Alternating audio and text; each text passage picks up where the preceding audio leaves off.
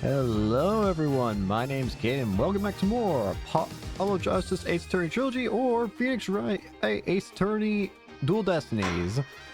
Last time we figured out, well, we've got more evidence pointing towards finally the true culprit, Florent Lavelle.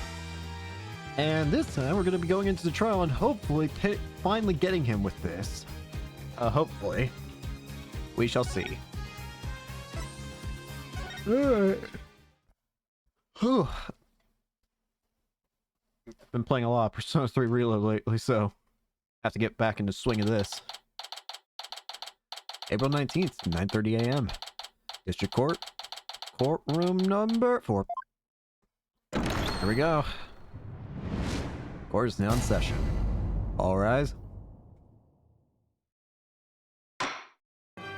Court is back in session for the trial of Damien Tenma. Apollo Justice Defense Team Leader is ready, Your Honor. Phoenix Wright's Assistant Defender is ready too, Your Honor. JC Pre. As chipper as ever, I see. And in French, no less. And the prosecution? Who the hell put my chains back on me? Very well then. By the way, I asked Detective Fulbright to provide sturdier shackles today. There will be no more of your funny business this time, Prosecutor Blackwell. Now, your opening statement, if you would. I believe it's standard procedure for the prosecution to handle it. Looks like the judge is really bringing it today. He probably realized how Blackwell played him. That was one mean game, as Simon says. Yeah, His Honor has to fight to defend his honor today. Your boldness. It's plain to see that you've always dreamed of delivering an epic opening statement. I have? I don't know if I'd say that. Why, of course you have. I saw it in your eyes the last time you gave the opening statement. That was the look of one who yearns deeply for the thrill of an epic opening statement. For decades now, you have been watching opening statements from your bench. They were the crown jewels of the court. That one thing you cannot possess. The crown jewels of the court? Now, at long last, they are within your grasp. How could you possibly refuse? So you don't mind if I do it, then? I'll make a special exception. Just this once. Here we go again. Yep, more of Blackwell's mind games. Yippee! Well, in that case, I think I might go ahead and make the opening statement myself. In yesterday's session, we learned the shocking truth that the victim, Alderman Rex Cuby, was the Amazing Ninetales. We also learned that the Amazing Ninetales was a key figure in the yokai craze and anti-merger protests. It was further revealed that upon learning Rex Cuby's secret identity, Mayor Damien Tenma murdered him. The fact that the crime took place in a tightly locked room was also brought to light. And the only people in that tightly locked room were the defendant and the victim. The defense proposed the existence of a hypothetical third party. But further investigation revealed no proof of a third party who had escaped the room. Ergo, we must conclude that the evidence against the defendant is, well, conclusive. We've barely started. Did I say something wrong? That was quite astonishing. You've truly outdone yourself this time. One more thing to boast about to my grandchild. Well, this was not an unexpected turn of events. Now then, it seems the prosecution has called a new witness to testify. The inexplicable yokai evidence left at the scene of the crime. Well, does that not demand some sort of explanation? The feathers and tracks, one of those left by the mayor while he was possessed. That was but an act to protect his daughter. Yes, of course, I had suspected as much. Wait, did he actually believe that? The mayor's award-winning performance? His daughter was the one who planted the yokai evidence. Ergo, the true identity of the yokai in the manor was the manor's maid, Jinxie Tenma. Objection! Boy, if you don't get your ass out of here. The prosecution is engaging in mere conjecture. Would you care for some witness testimony then? I would, actually. for I am ready to prove that the little scamp is the one behind the Ten Mataro farce. Witness testimony? I'll bet he means Filch and that creep LaBelle. Very well, then. Bailiff, would you bring in the first witness? Hey, it's you again, Boyle. Mr. Filch, you made quite the hasty exit yesterday. See that it doesn't happen again today. Been known for my hasty retreats since I was a kid. Been a trademark of mine. Indeed. You managed to give a total of 5 bailiffs the slip. I didn't even know we had 5. Like those amateurs could ever nab me, huh?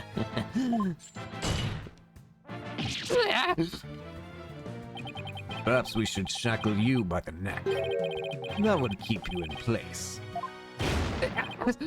No, please! I'm gonna rip my own head off if I start running. That'd be quite the sight. Your statement, now. Yes, sir, Mr. Blackhead, sir. He may be a hasty retreat, but there's no escaping Prosecutor Blackwell. Yeah, Blackwell doesn't strike me as the give-up easy type. Now then, Mr. Filch, your testimony, please. Specifically, the true nature of the yokai you saw in the manor shortly after the crime. Alright. We gotta prove that LaBelle was in there. There. The yokai is Jinxie. It's really that little maid girl. Ain't no doubt about it. I mean, the Demeter I saw was just a little thing about her size. The little one had a big old staff. I seen her when she came into the foyer. But she stole from the Forbidden Chamber after stumbling onto the crime scene.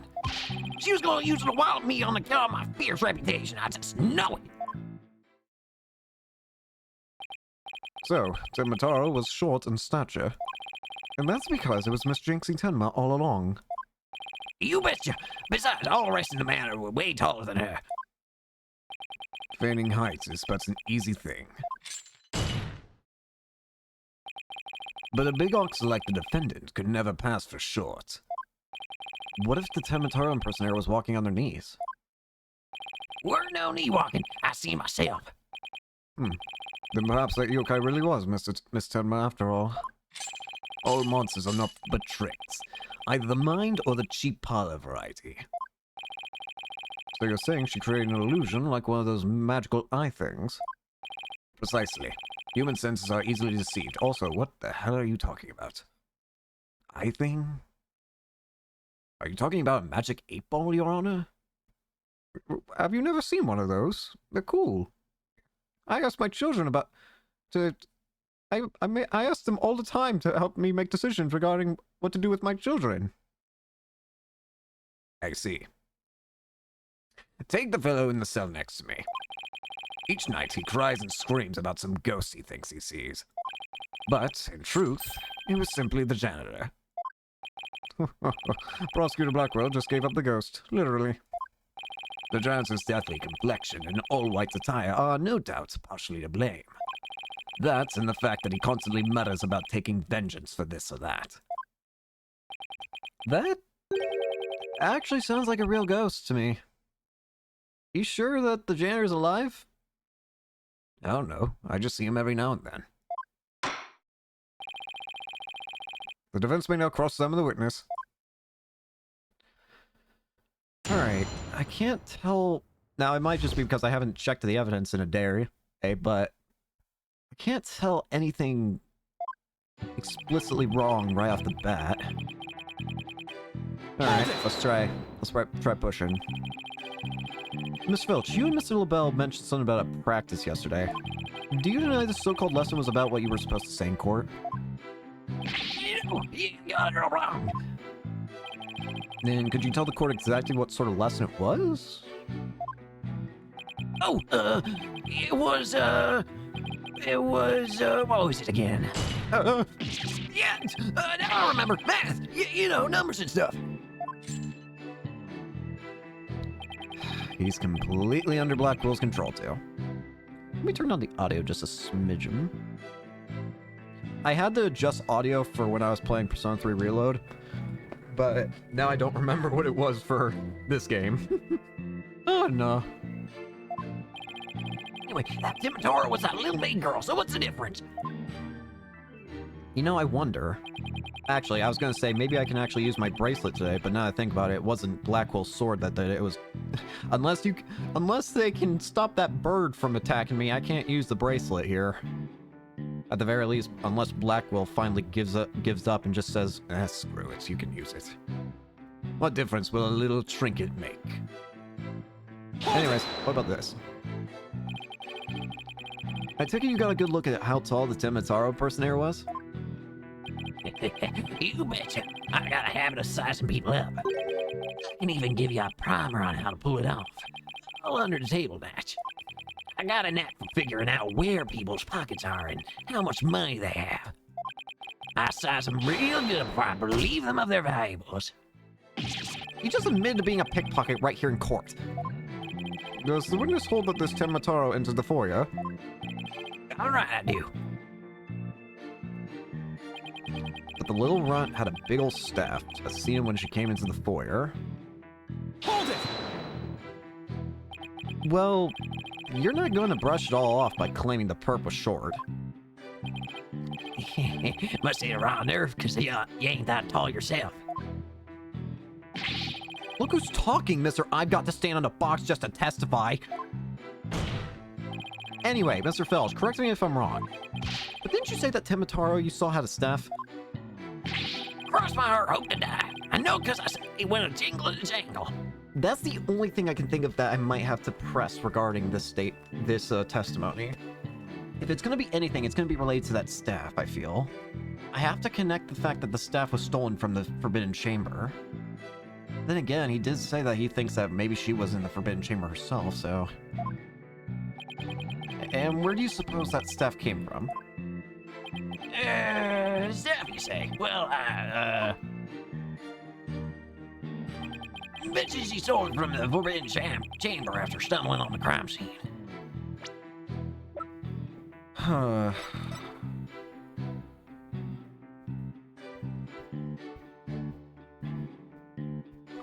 I feel like it might be this, but let's press the rest, just in case. I'm not too positive. I suppose you mean to say that Jinxie Tenma entered the Forbidden Chamber to get one? Well, I never seen stuff like that in the manor. No way it'll be the Forbidden Chamber. Oh, really? The stench of LaBelle is thick in the air today. Jinxie entered the Forbidden Chamber after the incident. And she took the stuff and tried to cover up her actions by pretending to be Temitaro. I guess that's what Filch is trying to say. Could Jinxie have even entered the Forbidden Chamber if she wanted to? There is one thing I was wondering about. Why did that yokai have a staff in the first place? Well, I've got my hunches about that. She's gonna use it to wallop me on account of my fierce reputation. Hold it! Wallop you? And why would the so-called yokai want to do that? That little maid girl never did like me. She always tied tails, and when I come around her, she sticks these weird papers on my noggin. She probably thinks of him as the dreaded Tanuki monster of QB Manor or something. We need to prove that Jinxie isn't Temitaro. But I have no idea how we're going to do that. All we have to do is prove that it was impossible for Jinxie to turn into Temitaro. And that might be easier than you think. Really? Now's our chance. Our chance to expose the real Temitaro for all to see.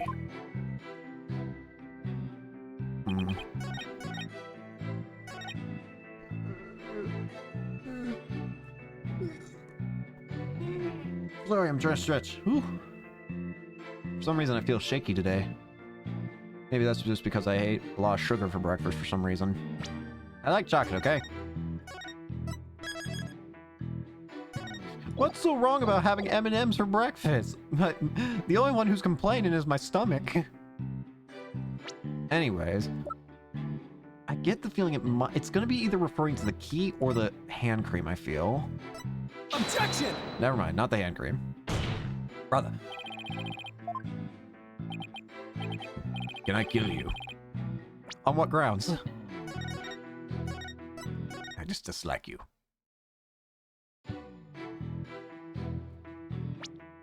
What about the key? Objection! Yeah, I had a feeling. The key makes it impossible, doesn't it? It would seem that Temitaro was, in fact, not this innocent little girl. Huh? How you figure that? You claim the Temitaro you saw had one of those staves from the Forbidden Chamber. But it would have been impossible for Miss Temma to get a hold of one. Could you elaborate, Mr. Justice? The mayor swallowed this key shortly after the murder. He wanted to keep the killer out of the Forbidden Chamber. What's this? This key was deep in the mayor's stomach when Miss Temma discovered the crime scene. So you see, it would have been impossible for her to get into the Forbidden Chamber. In short, the Temitaro seen holding that staff could not have been Jinxie Tenma. What?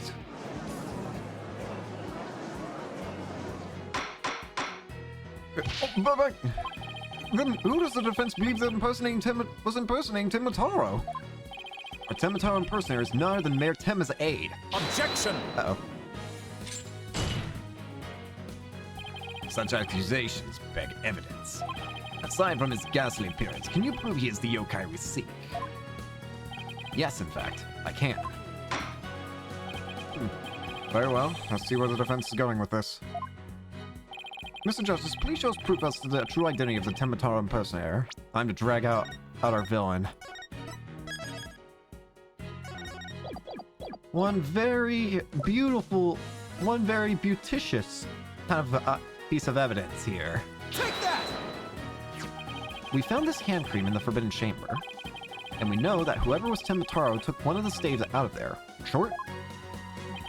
I believe whoever this hand cream belongs to is the yokai impersonator we're looking for.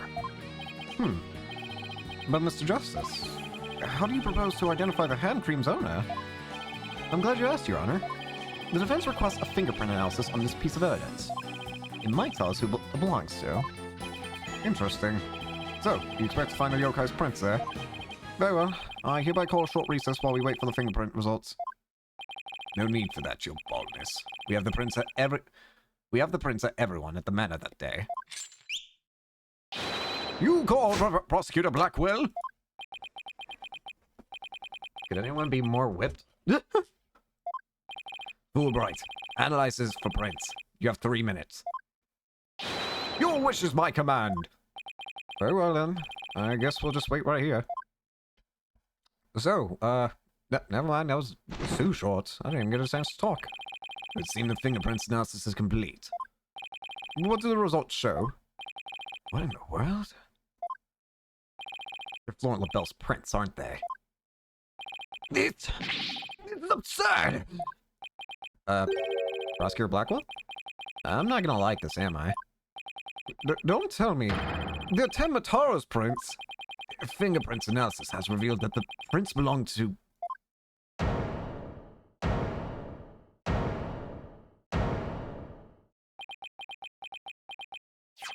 Phineas Filch?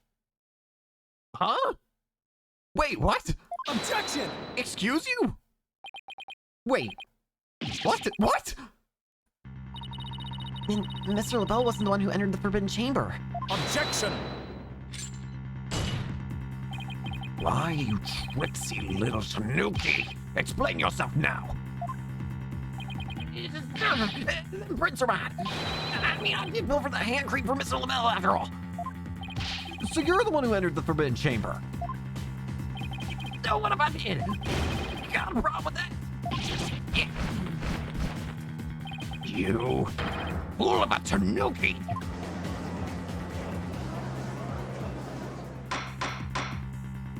Order! Order! Mr. Justice, can you explain what this could mean? So, Filch was in that area. Excellent question. The fact that Mr. Filch was in the Forbidden Chamber... Wait a sec. Does this mean that Temitaro holding that staff was Phineas Filch? Oh. You know what? That does actually add up. Short in stature. A thief? You know? Yeah! I don't get out of the bag! Mr. Filch is Temitaro! I'll be. That's not what I expected. I don't understand. Does this mean Mr. Filch is the real killer? The witness will explain himself this instant. begging your pardon, your ownership, but I was just doing what the alderman told me. He wanted me to be the Temitaro in the village exorcism ritual. Oh, you mean that event at the Ninetales Vale Festival? Oh, that was you! So, that was you inside the Temitaro costume? Yep. And after the event, I went to watch that pro wrestling program. But it bored me to tears on account of the wrestlers being complete jobbers. So he didn't actually watch the entire wrestling match. That's when I looked at the Temitaro costume and got a great idea. Nobody can tell it's me while I'm wearing it. Because of them superstitions, no matter what I do, the villagers won't say a word. In other words, you use the superstitions to effectively render yourself invisible. Why did you want to enter the Forbidden Chamber in the first place? Because there was treasure there. That was my big chance to sneak it in and nab it. Treasure? Only that, that's the greatest get-rich-quick chance in the universe. Grandpa told me all about it. Said there's an amazing treasure in there. So that's what he was after. He went in there not knowing his grandpa had already pilfered it. Guess that's one tale that didn't get passed down from grandpappy to grandson. Wait, how exactly did you get into the Forbidden Chamber? There was a meeting in the Fox Chamber that day. Plus, the mayor swallowed the only key that could open the Forbidden Chamber's doors. You couldn't have possibly gotten in. Through the air vent in the foyer. The vents led to the alderman's picture. I went on in and made a nice little hole. I used that to get into the forbidden air duct. Into the air duct that leads to the forbidden chamber, I did. You what? But how's that even possible? Wait a sec. Remember that air vent in the Forbidden Chamber? That's it! So Mr. Filch found a way to get into that air duct. And that's how he got from the foyer vent to the Forbidden Chamber vent. So Temitaro is nothing more than a cat burglar, or rather a tanuki burglar. And we're back to being without anyone to charge for the alderman's murder. Looks like our so-called yokai is nothing more than one big troublemaker. Tell me, Mr. Felch, what did you do after fleeing the foyer? Got out of that costume right quick. Would have just caused trouble at that point. And where's that costume now? If I know. It ain't my fault if you never find it. The police searched every nook and cranny. No yokai costume was left in that manor. What if it was tossed outside the manor? Ah! That's it! No way! Maybe, just maybe, that's what it was! The defense seems to have hit upon an idea. Well, go on, Mr. Justice. So it never was flying. It was just being thrown. It was just the costume being thrown. Okay, here's what I think. Mr. Filch, did you get rid of the costume here?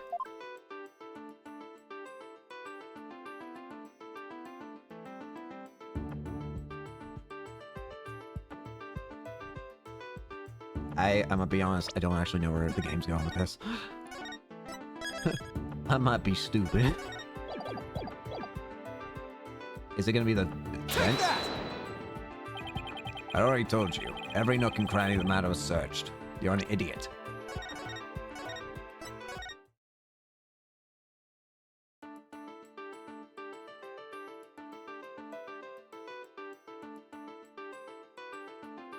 Was it out the door? Take that! Did you toss it out the window? Because that would certainly explain why it didn't turn up inside the manor. You think I tossed it out the window? Costume cost me a pretty penny. So why would I do something like that? I can think of a few reasons. Any bright ideas, Pa? Well, assuming the costume really was tossed out from the window, then the next question would be, what happened to it after that? And if I'm right, I might have just the thing to prove what happened to that costume. Phineas Filch, I have just the evidence for you. You do? This evidence proves you got rid of your Temitaro costume through the window. So that's why that paper saw a flying Temitaro. It wasn't actually someone flying, it was just a costume flying. Take that! That's... Temitaro flying through the sky? And just how does that prove Mr. Filch threw his costume out the window? It's quite simple. That's not Temitaro in the photo. It's the costume Mr. Filch threw out. Oh, that's crazy, Doc. You ain't serious, are you? There's a steep cliff right outside the foyer window, meaning the manor's pretty high up. The costume flew through the air after it was tossed out. That's when the photo was taken. In other words, the photo of Temitaro really was a flight of fancy. What? Blackwell doesn't seem too happy about this. Oh my, so there really never was a yokai. Oh, I can't keep any of them cats bagged. I still file a claim for the lost costume. This more than proves the defense's position. Jinxie Tenma had nothing to do with staging the yokai sighting. Can we raise any objections, Prosecutor Blackwell? None whatsoever. I'll deal with that Trixie Tanuki after I've dealt with this case. You're lucky. We did it! Good going. Now all we have to do is make Florent LaBelle take the stand. Objection! Sheathing the sword a bit early, are we not? Huh? Nothing has been proven beyond a doubt. Take this tricksy little Tanuki, for instance. How do you suppose he was able to exit the Forbidden Chamber? Probably the same way he got in, through the chamber's air vent. And what of the feathers and tracks at the scene of the crime? It would suggest that the Tanuki exited through the chamber's door, not the air vent. Objection! But the Forbidden Chamber doesn't open from the inside. But what you're saying makes no sense. Right? Someone on the outside opened the door for you, isn't that right? Yep, I tried, Mr. Blackjack. The door suddenly sprung right open. Hold it! Huh? Sprung right open. Who was on the other side? Take a good look on the account of the sun glare. Like how the reflection from my head blinds fellow moviegoers emerging from the dark. Remind me never to sit behind the judge. That's when I snatched that staff and made my daring escape. And then that little maid girl spotted me as I hightailed it down the hall. That means the Forbidden Chamber wasn't open until after the crime was discovered. But wait. We still don't know who opened it. Maybe there really was a third person in the Fox Chamber. Objection! Well, you little Tanuki, when the Forbidden Chamber opened, did you see the accused passed out there? Nope. Only there was one, the alderman, and he was dead as a doornail. If the accused wasn't there, what do you suppose he was up to? Uh-oh. I don't like where this is going. Ah, don't tell me. Plainly, the only one who could have opened the Forbidden Chamber was the accused, Damien Tenma.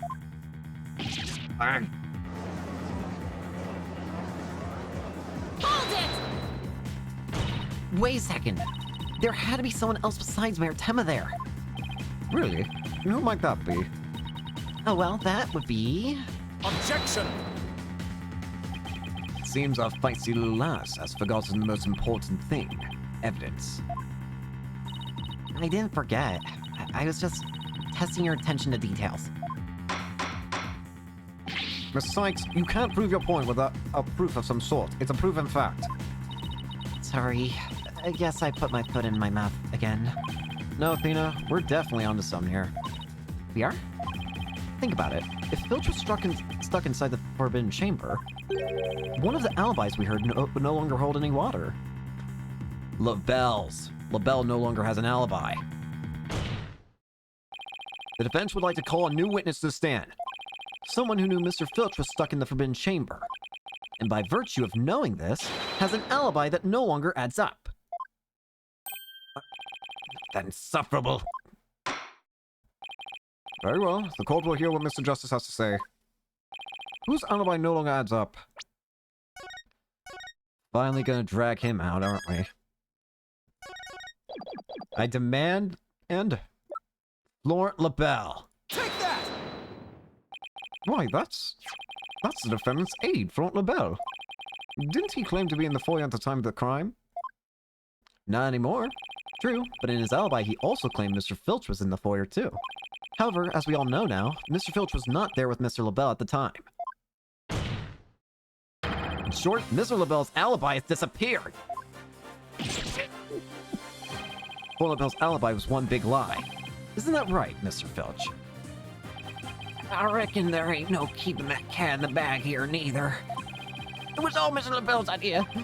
He told me button it in his lip about me breaking into the Forbidden Chamber. And in return, he said we'd vouch for each other's alibis. Shame on you, Mr. Filch. Perjury is a serious crime, you know. Oh, shucks. Mercy, Your Honor, mercy! Ah! I also searched the person who opened the Forbidden Chamber for Mr. Filch was none other than Florent LaBelle.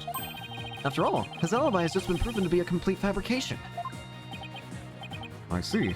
We will take a 20-minute recess, after which time we will see what Mr. LaBelle has to say for himself. Yes! Finally gonna drag that slippery snake into the stand. In the meantime, the prosecution will question Mr. LaBelle about these new allegations.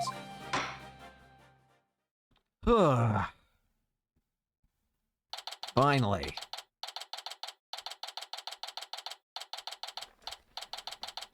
Finally taking control away from Simon.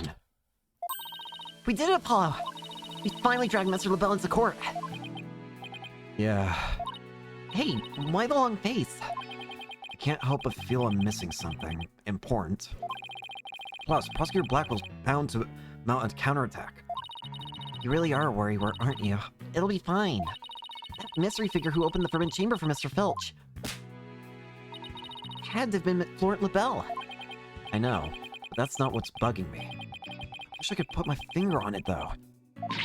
At any rate, the big showdown with Mr. LaBelle is up next, so chin up, Apollo. Alright. This is what we've been waiting for. The main act, huh? I wonder if this will be the final cross-examination ends. Now he's green!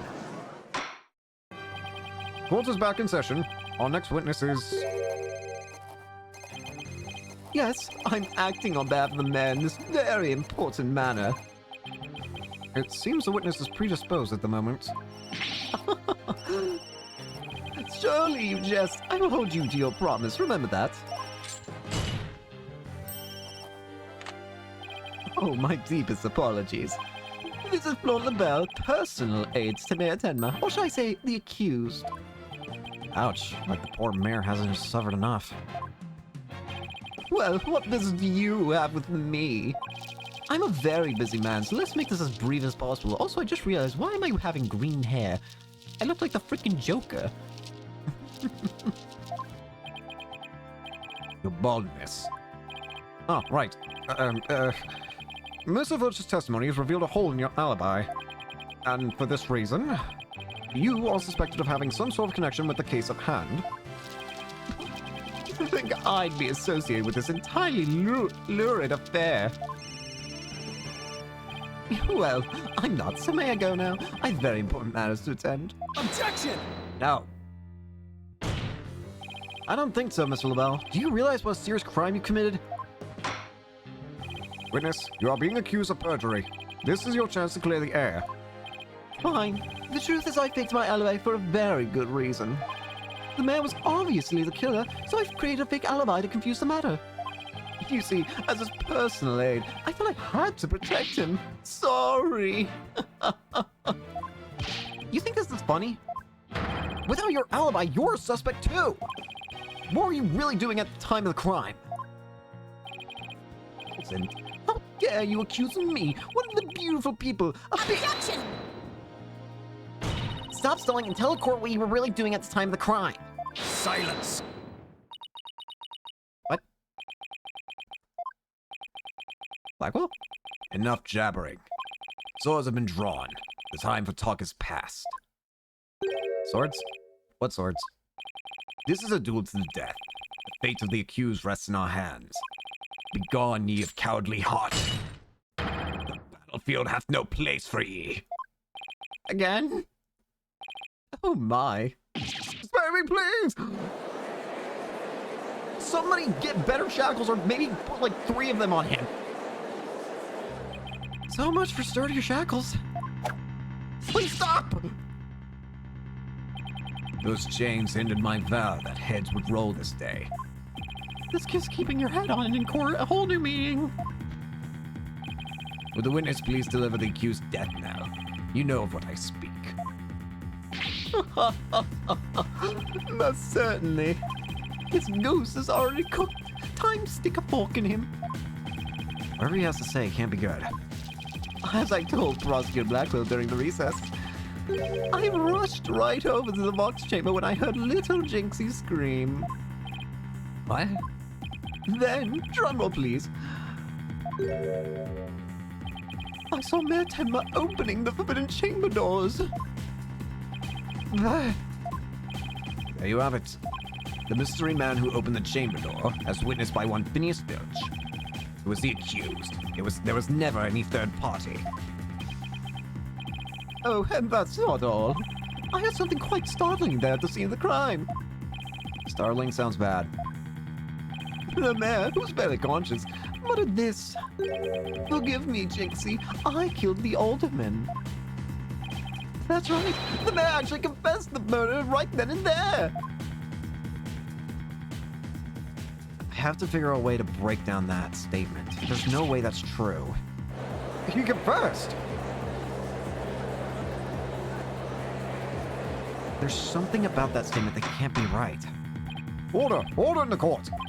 This is quite conclusive testimony if it stands. Just so. And quite astonishingly, I might add.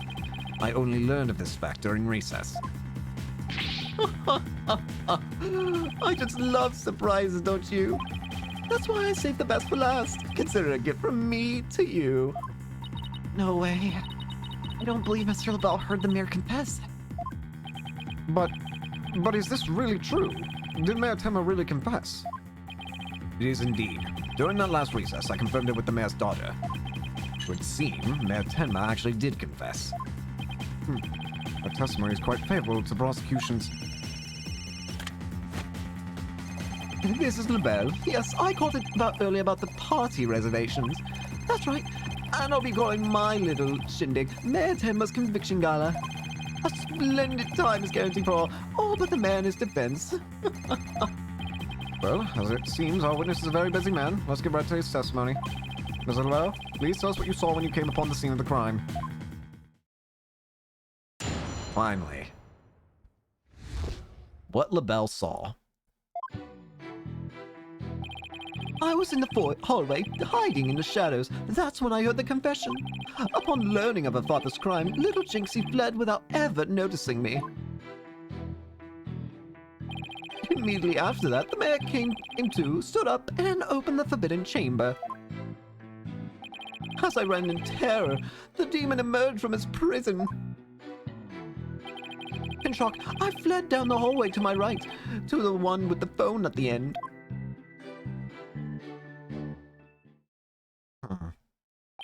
I must say, this is a shocking revelation. Quite unexpected. To think the defendant actually confessed then and there to his crime. Perhaps the guilt was too much to bear, so he confided in his daughter. Do you realize you should not have withheld such crucial testimony from the court? Once again, sorry. It's just I feared being accused if I mentioned coming upon the most unpleasant scene. Why did the mayor confession have to be brought up by this guy? You better do something before the judges declare the mayor's guilty. As a death row inmate once told me in years gone by, there is a time to fight, and a time to yield, a time to live, and a time to die. Ugh! Laying on real thick now. The defense may now cross-examine the witness. I ain't giving up just yet. I believe in Mayor Tenma. It ain't him. It can't be. Hold it! Let's press him. You claim that the mayor confessed to his daughter. Are you sure about that? Peasant, you wouldn't dare ask such a question if you truly understood. True beauty is never wrong. It's not? No, beauty is carved deep in the DNA. That means I'm programmed to always be right, even when I'm wrong. I'm not following. These exquisite ears are like flowers abloom. These eyes that shine like pearls. This hair like the finest silk. Nothing can corrupt the truth they hold. Right. The witness will hurry up and explain this truth face. Specifically, what did Jinxie Temba do upon hearing the confession? Upon learning of her father's crime, little Jinxie fled without ever noticing me. Hold it!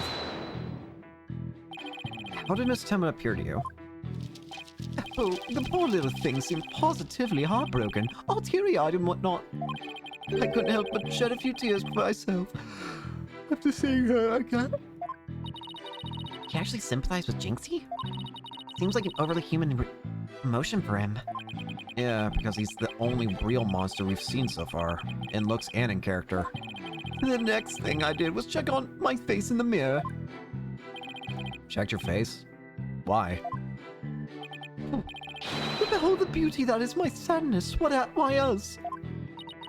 Apollo, I'm starting to lose all faith in humanity. I know the feeling, but hang in there. At least keep faith in our client. Let's keep this moving, shall we? So what happened next? Immediately after that, the mayor came to, stood open and opened the... Ugh, oy. Ugh. Hold it! Press. He opened the forbidden chamber. But why would he do that? Who knows? Maybe he wants to free the demon, Tenmataro. Objection! The courtroom is no place for fairy tales. Remember, you are under oath. Hello, LeBelle speaking. Yes, I will certainly explore the matter. Toodles. Now, where were we again? You were going to tell us the real reason why the mayor opened the forbidden chamber. Oh, yes, of course. What's that thought? Hello, this is LeBelle. Good one, sir. You're an absolute right. Okay, bye. You were saying? I hate you. This is a waste of time. He's just going to tell more lies. The witness will focus on his testimony, not his phone calls. Now, tell the court what you did after you saw the mayor open the forbidden chamber. Well, after that... As I ran in terror, the demon emerged from his prison. Hold it! What was Mr. Filch like at the time? He was shouting, I can't see, I can't see. It's the curse of Tenmataro. Then he took off running like a madman. He must have been blinded by the sunlight flooding in. Wrong. What? He set eyes upon me and was just blinded by my radiant beauty. So it was the curse of Florent LaBelle rather than Tenmataro?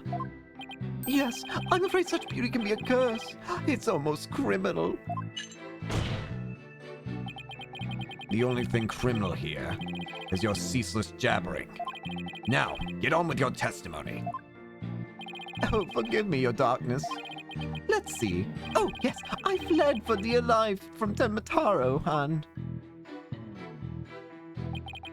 In shock, I fled down the hallway to my right, to the one with the phone at the end.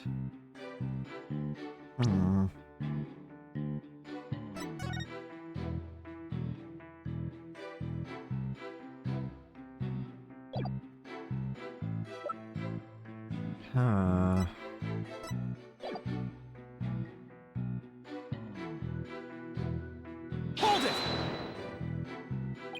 So, after you fled into the hallway with the phone at the end, Tenmataro ran off toward the foyer? Precisely. No seeing inconsistencies, Apollo? Well, Jinxie also saw Tenmataro, right? She did. She said they passed each other in the hall after she made that call to the police.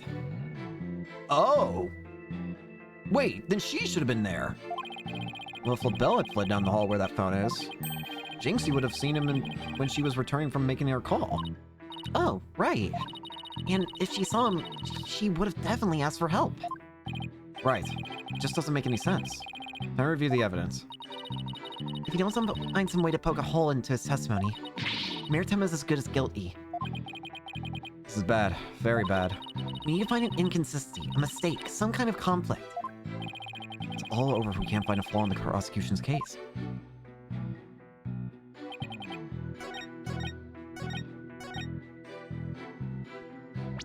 So that's... I assume that's what they want me to show. So... Objection! Where's Jinxie then? You want to explain that? Florent LaBelle, you're lying about having witnessed these events from the hallway. What on earth do you mean? Yes, gotta fill the rest of us in, Mr. Justice? Mr. LaBelle had really fled down into the hallway with the phone in it. He would have crossed paths with Miss Temma. What's this?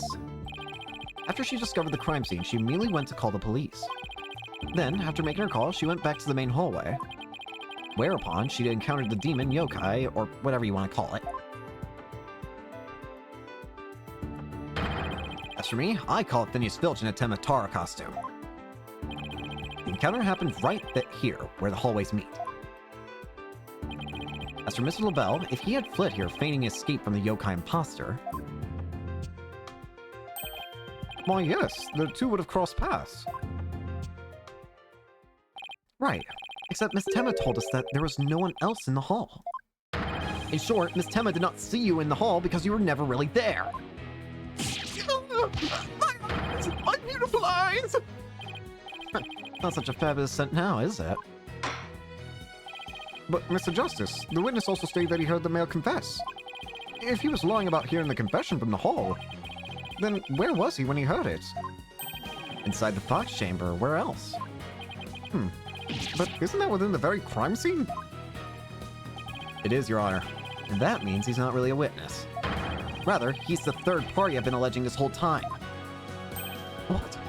You think I'm the killer? How dare you? Silence! Foolish fop. A true man knows when he is beaten. A shield of lies comes to naught before a foe with the sword of truth bared. Prosecutor Blackwell, what are you? I thought we were on the same side. You are mistaken. There are no sides here, save for my cold, steely edge of judgment. You are alone upon this battlefield, with naught but your lies and sickly sweet perfume. Whoa, what just happened? Blackwell's really tearing into him. You heard the mayor's confession from the inside, did you not? You deviant dandy. But the sole location from which you could have seen and heard the mayor and the Tanuki. Without either of them noticing you were right there in the Fox chamber. Oh, my. So that's how it's going to be. Fine. I'll come clean then. Seriously? You meant to being there in the Fox chamber? I do. I did enter the room after the murder. But I was afraid of being falsely accused, so I lied about it. I feel terrible about lying like that, but it's a verbal cologne I use to protect myself. No. You better explain yourself, Mr. LaBelle. Yes, of course. I was just about to get to that. The witness is skating on thin ice. I'll remind you that perjury is a very serious crime. Now, let's hear your testimony again, this time without your perfume of lies. Well, we saw a little break in him, in the Fox chamber. I did enter the Fox chamber after the murder, but I didn't enter until after Jinxie had heard the confession and left. I heard the mayor groan and hid behind the folding screen there. What I saw there up close, it was absolutely horrifying. So you see, I was there, but merely watching from behind the screen. From behind the screen? Why, yes, I believe you wouldn't be spotted if you were there. Just so. You can see everything without being spotted by the victim or that Tanuki Filch. Suffice to say, he was a mere witness to the events, rather than an actual third party. This guy's as slippery as an eel. Apollo, you think he's telling the truth? Well, he was in the Fox chamber, so at least that much must be true. The defense may cross-examine a slightly voyeuristic witness. Bailiff, can you please get some anti-perfume or something? Get something that counteracts that sickly smell.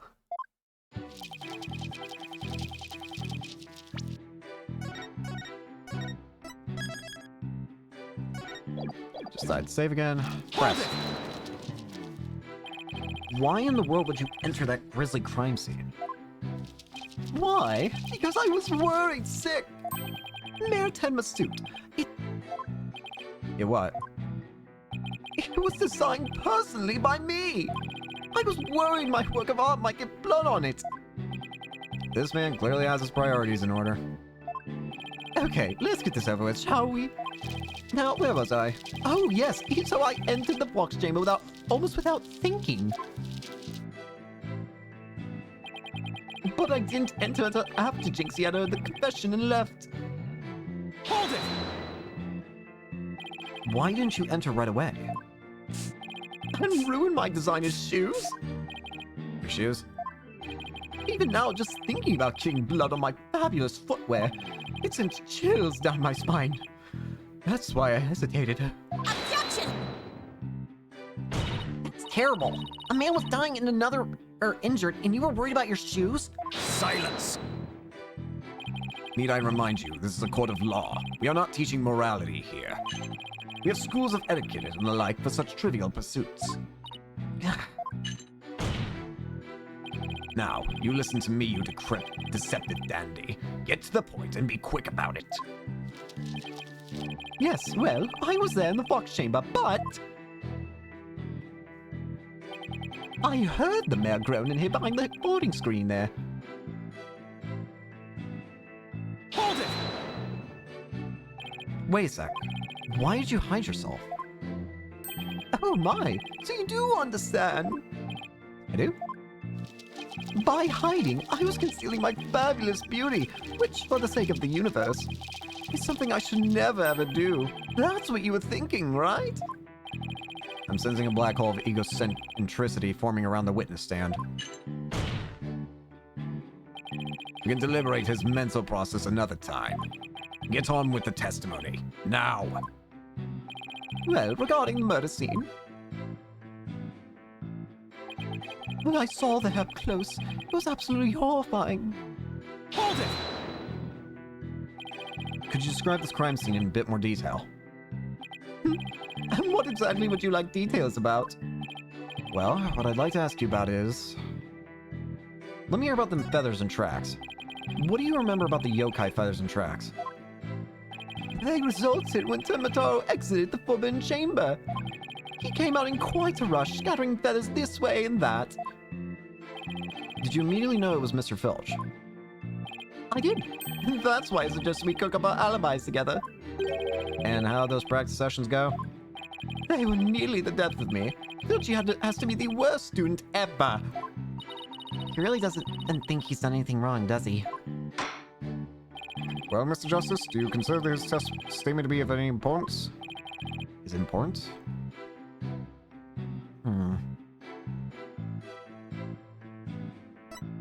Not yet. It's probably not particularly important. No, Your Honor. The witness may proceed. All right, then. I would just like to add that it was a terribly grisly scene, as I have described.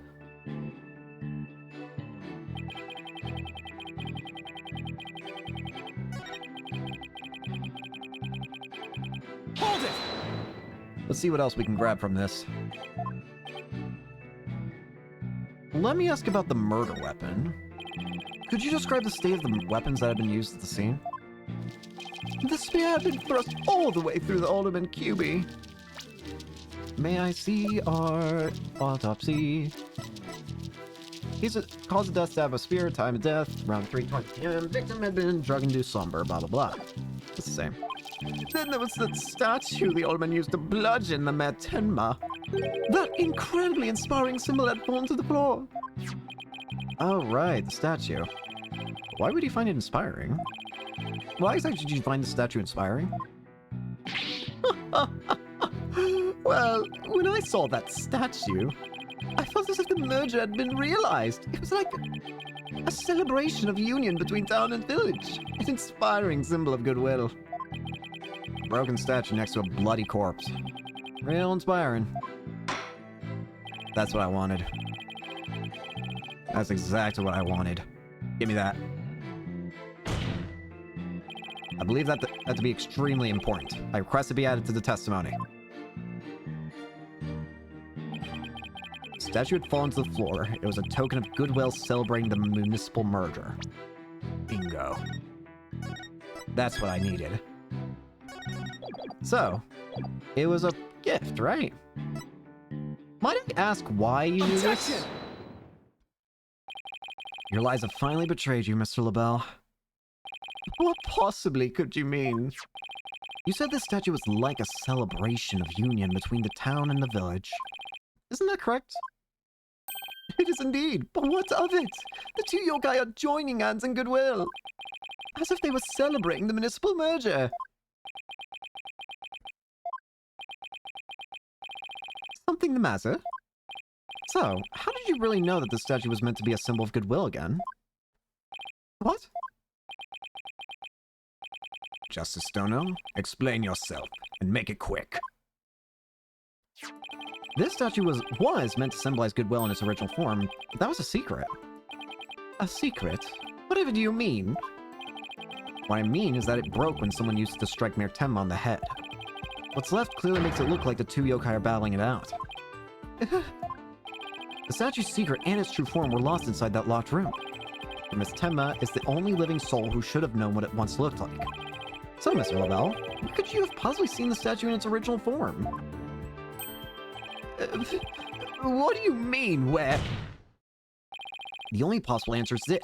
You saw the statue in its original form right there in the room where the alderman was murdered before it was broken. How dare you! Mr. Justice, are you accusing the witness of some sort of crime? Yes. Yes, I am. Florin LaBelle, I accuse you of the murder of the alderman and Rex Cuby.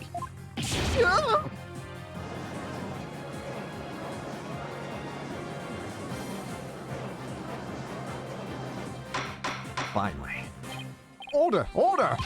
Mr. LaBelle, you've been accused of murder. Do you have anything to say in your defense? How could you possibly accuse me? The embodiment of beauty! Way to go, Paula. This is the conclusive evidence we needed. Magnifico! We got you now. We know you killed the alderman. Now admit it. Silence!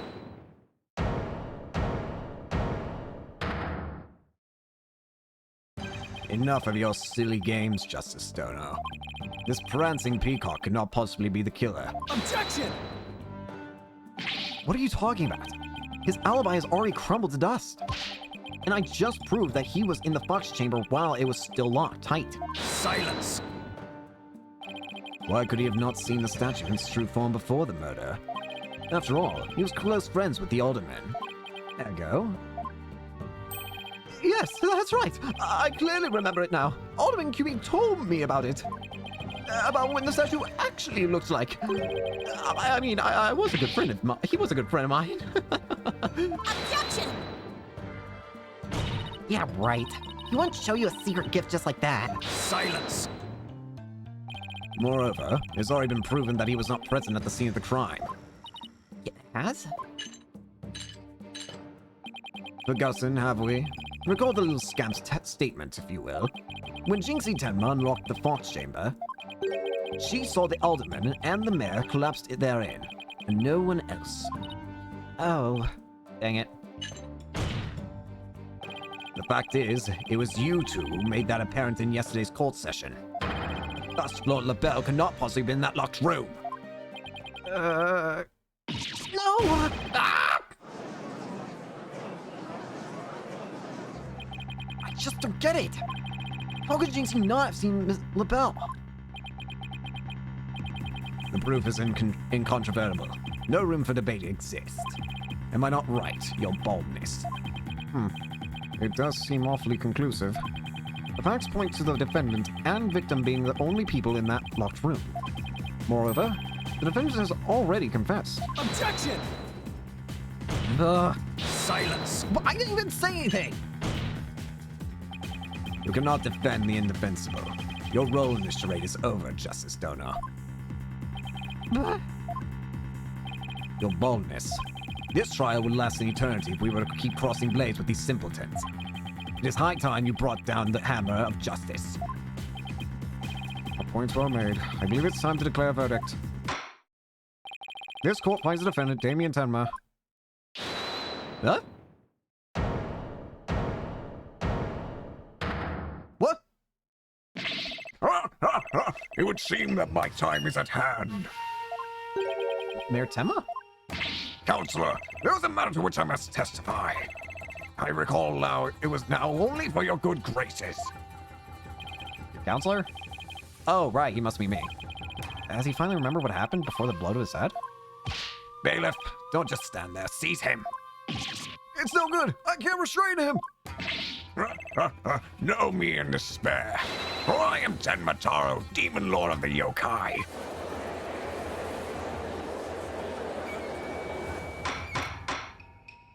Mr. Justice, do something!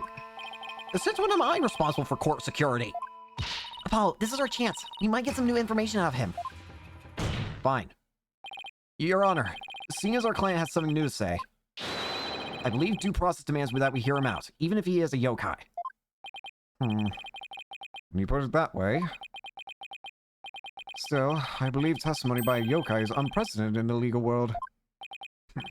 Unprecedented is an absurdity, more like. Alright then, Mr. Damien or should I say Mr. Tenmataro? Your testimony, please. I shall now speak of recollections most real, courtesy of my host Damien Tenma.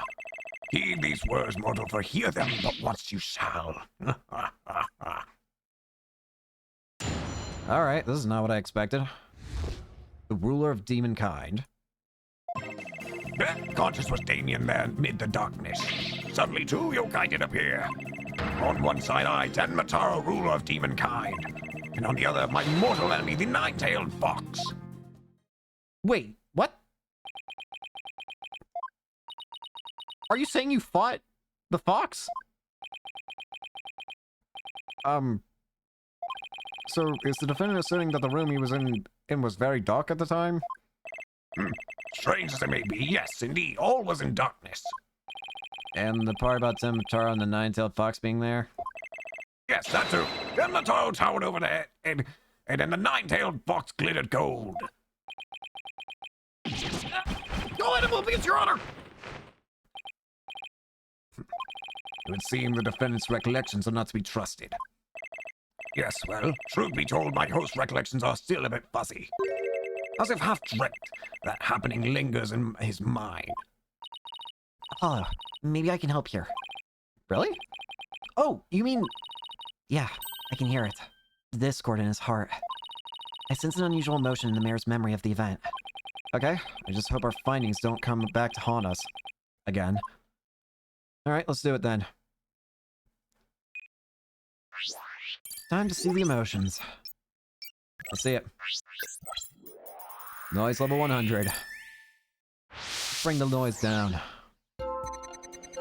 Barely conscious was Damien there amid the darkness. Suddenly, two yokai did appear. On one side, I, Tenmataro, ruler of demon kind. And on the other, my mortal enemy, the nine-tailed fox. Well, isn't that curious? Sounds like the mirror saw the same thing as what's shown on that scroll. What's with those Tenmas in their yokai vision? I think it's sweet how Father and daughter can share something like that. I don't think a shared nightmare really qualifies as sweet. Anyway, all I need to do is point out an unnatural reaction like last time. Right. Look for places where an emotion conflicts with the testimony. That conflict usually indicates a thought or emotion that is being suppressed.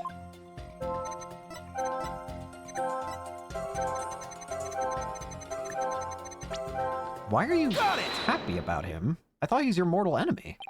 When the nine-tailed fox appeared, you not only experienced shock and sadness, but also something like joy as well. Joy? Perhaps it was the joy of the light coming to my eyes at long last. Long and terrible creaking did pierce the silence. And then there was light. On reflection, it was a door that did produce that infernal racket. A creaking door? Oh, you must be talking about the forbidden chamber door. It does make a lot of noise. So this means the forbidden chamber really was opened. But what's about the sunlight he described? I think I know. He mentioned darkness and Temitaro towering overhead. Maybe the mayor wasn't really in the Fox Chamber at the time of the crime. Was he? Mr. Mayor, did the darkness that you were in happen to be here? Wait, you wouldn't happen to have been in the chamber, would you? If so, then why the hell were you in there? Take that! The Forbidden Chamber? Was it not that Fox Chamber where the murder did occur? Yes, but it all makes sense if you were in the Forbidden Chamber. That terrible creaking sound was probably the Forbidden Chamber's door opening. And the towering Temitaro you saw? Most likely the Forbidden Chamber statue. Why, yes! That would explain it! The darkness and the stuff in the demon's grasp!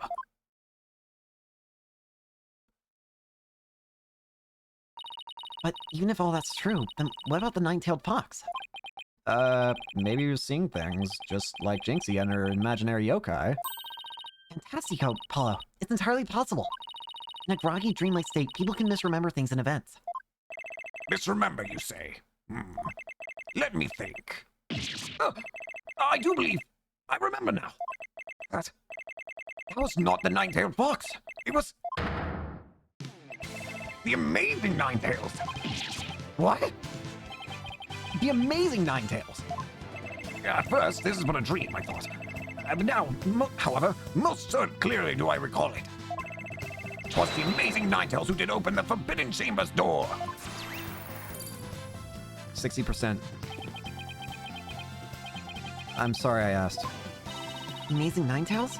But that was the victim, Alderman QB, right? Yeah, why would he open the Forbidden Chamber? Wasn't he trying to keep it sealed? Never mind that. This is completely new information. Let me enter and run an update. Let's see. Barely conscious was Damien there in the Forbidden Chamber. Amid the darkness, a mighty statue of Temitaro loomed overhead. Suddenly, the door did open and a shaft of light did pierce the gloom.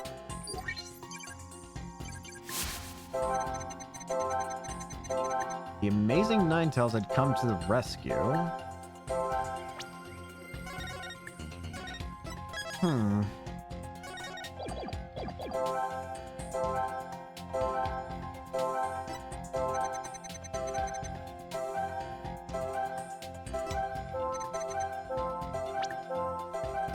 Got it!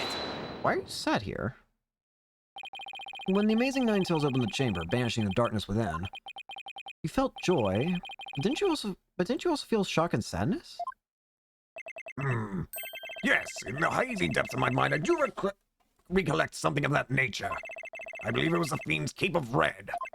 But when I did behold it, a great wave of sadness did inexplicably wash over me. 20% left. The cape of red. Apollo, we've reduced the noise level. Oh, but there's still a little left. Miratema, why were you sad when you saw the red cape? Why indeed? What could this mean? I guess his memory's still a little spotty. A red cape? The amazing Ninetales doesn't have a red cape. And there's no red cape here either. So what did he see? I guess his memory's still a little spotty. I know because his latest recollection contradicts the evidence. Yeah, it's one of those contradictions that slaps you right across the face. Something this obvious could arise. When someone is trying to force a fuzzy memory into a definitive shape. Apollo, I know what you have to do. You need to present evidence that contradicts the image you see. Oh, so it's basically the same as the usual cross-examination process. Okay, time to review the evidence. Look out for contradictions, here comes justice. Barely conscious was Damien in there in the Forbidden Chamber. Amid the darkness, a mighty statue of Temitaro loomed overhead. Suddenly the door did open and a shaft of light did pierce the gloom. The amazing Ninetales had come to the rescue. But the amazing Ninetales doesn't have a red cape. They never have Wait, yeah. Objection! They've never had one. You said the Amazing Ninetales cape was red. Are you sure about that? Yes, well, I do believe it was a red cape I saw, but Mayor Tenma. Does this cape look red to you? oh, that certainly does not look red. Not even scarlet or crimson either. Nevertheless, upon my liberation, something red did fill my as-yet hazy field of view. And I thought to myself, the Amazing Ninetales is arrayed in a cape of red. So you mistook that red something for his cape, huh? Apparently so. And I am remembering it now. It brings a great sadness upon me.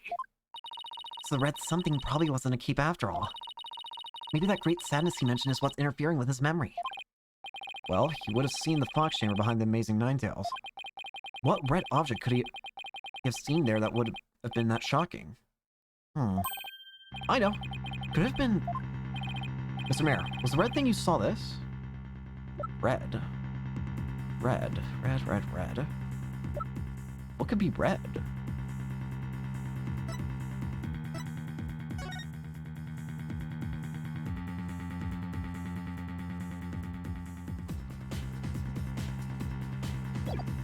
I don't know. Red? So wait, hang on. The history says... would have seen the fox chamber behind the Amazing Ninetales. What red object could he have seen there that would have been that shocking?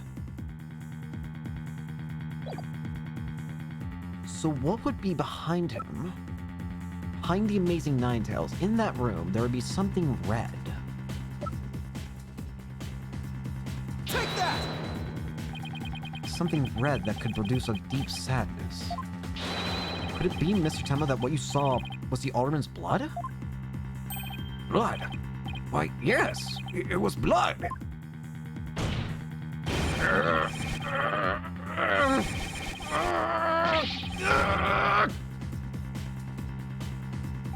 It's all coming back to me now.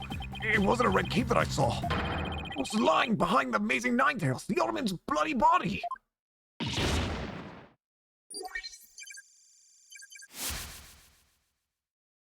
Body. Huh. Sweet silence. Bye-bye. His noise level is down to 0. I think he's remembered everything now. Does this mean the Amazing Ninetales killed the Alderman QB? But the Alderman was the Amazing Ninetales, so how exactly would that work? Hey, I asked you first. Well, Mr. Justice, you sure know how to make a complicated matter even more complicated. True, but at the time of the crime, our client was in the Forbidden Chamber. Moreover... Silence! Uh-oh. Boy, don't you think this is strange? The little scamp has already confirmed her father to be in the fox chamber. But she said not about seeing the Amazing Ninetales there. You just had to bring that up, didn't you? Jinxie didn't see LaBelle there either. It's so weird. Who really was in that room then? Would the defense care to share any theories with the court? Can you explain the inconsistency between the defense testimony and his daughter's?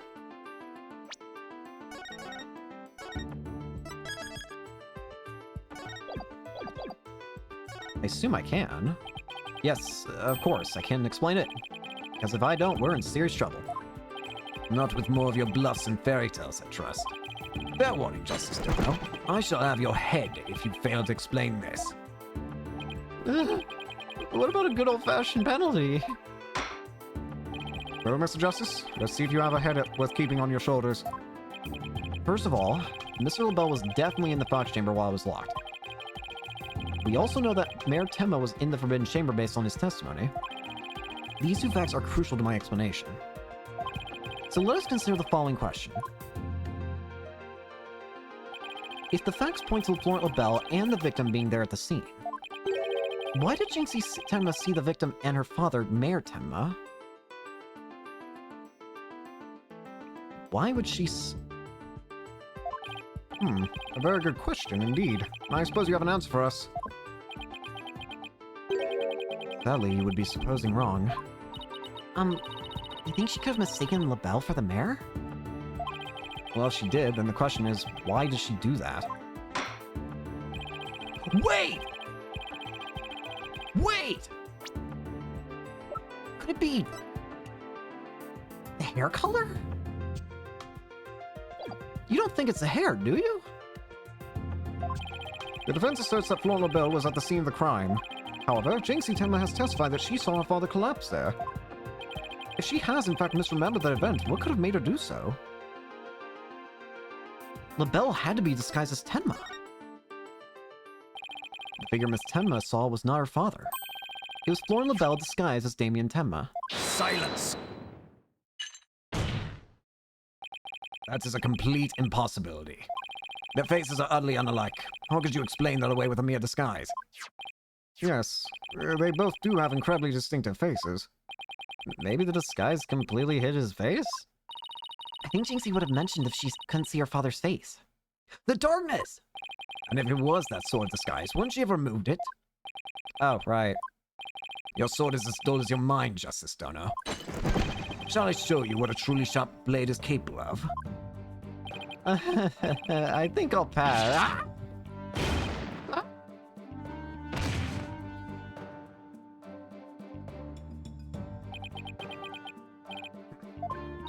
Are you okay, Apollo? I'm not fine, am I? Well, now that we have the little fairy tale out of the way, your boldness, your verdict, if you will. Mr. Justice, I believe it's time for a verdict if you have no further arguments. What's even left for me to do? Apollo, remember what Mr. Wright always says. When you're stuck in a tight spot, turn the case upside down. Turn the case upside down? He does say that, doesn't he? But I don't quite see how it applies here. Still, never hurts to give it a try, I guess. Let's see. Rather than Jinxie didn't remove the disguise, maybe she couldn't remove it. And rather than she didn't tell anyone about the disguise, maybe it was she couldn't talk about it. A wrestler's mask is more precious than his own life. He never unmasked himself in front of others. But there are matches where wrestlers battle for the right to remove each other's masks. To have your mask torn off is the worst humiliation a wrestler could suffer. That's why their masks are more important to them than their life itself. Life itself?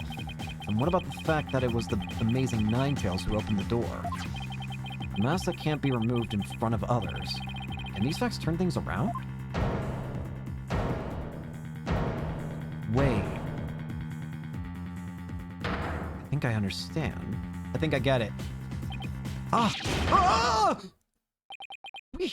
We got it all backwards! Apollo? I think we might have made a huge mistake. Your boldness, I see no need to further indulge them in their silly farce. The defense has no proof. They never did, and they never will. Then it seems I must announce my verdict. Objection! I do have proof. Do you now? All right, but this better be good, Mr. Justice. We can solve the remaining riddles by turning all of our assumptions upside down. Why Jinxie Tenma mistook Mr. LaBelle for her father? Why she couldn't remove the costume or tell anyone about it in the first place? These riddles are inextricably linked to Mayor Tenma's secret identity. A shocking secret identity that will turn the entire premise of this case upside down. This piece of evidence clearly reveals Mayor Tenma's secret identity. Wait! The mayor is... Or rather, whoever was... The mayor was... Take that! What absolute claptrap! Poppycock balderdash! We thought the alderman was the amazing Ninetales and the mayor was Temataro. That's why we believe the mayor would kill the alderman in his lust for Ninetales Vale. It was the basis for the prosecution's entire case against our client. However, we got the whole thing backwards. Mayor Tenma wasn't Temataro at all. He was the amazing Ninetales.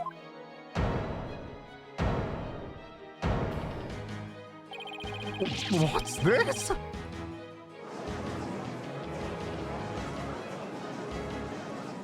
You best explain yourself, Justice Dono. From where you derived such a far-fetched conclusion? Jinxie, no doubt, knew the true identity of the amazing Ninetales. But she couldn't tell anyone no matter what. That's why she didn't say it was the amazing Ninetales she saw passed out. Even though, unbeknownst to her, it was really Florent LaBelle in disguise. Silence! The accused and that deceitful dandy are utterly dissimilar in physical build and voice. The little scamp would have seen the difference. Objection! Remember, Mr. LaBelle has his very own brand of cosmetics. Why couldn't he fake a different build, too?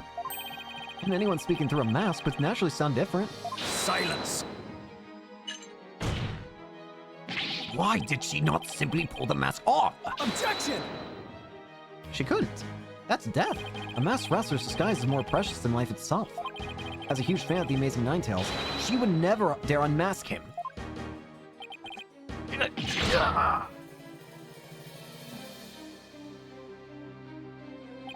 This case of mistaken identity also explains the riddle of the locked room.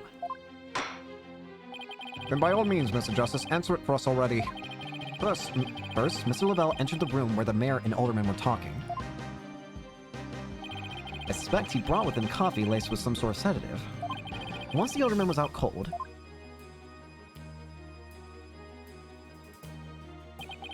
that's when Mr. LaBelle killed him.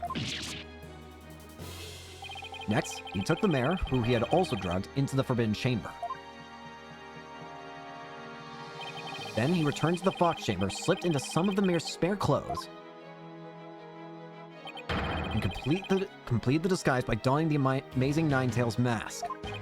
With his entire charade in place, Mr. LaBelle then let out a scream. A scream that led Jinxie Temma to the scene. So then, the person who said I killed Alderman QB was the man who actually killed him. Yep, that was Florent LaBelle in disguise. The mayor never actually confessed. Silence! This is no more than guesswork and speculation. Now stop your jabbering and... Objection! No, you twisted samurai. This time, you stop your jabbering and let me finish making my case. Once Miss Temma left the scene, Mr. LaBelle, still wearing the mayor's clothes and mask, opened the Forbidden Chamber, so he could drag the mayor back out into the Fox Chamber. Oh, so the Amazing Ninetales the mayor saw was... Right. It was LaBelle opening the Forbidden Chamber... The second time Mr. LaBelle opened the door to the Forbidden Chamber, he happened to catch the thieving Mr. Filch by surprise. Startled, Mr. Filch in his Temataro disguise ran as fast as he could away from the room.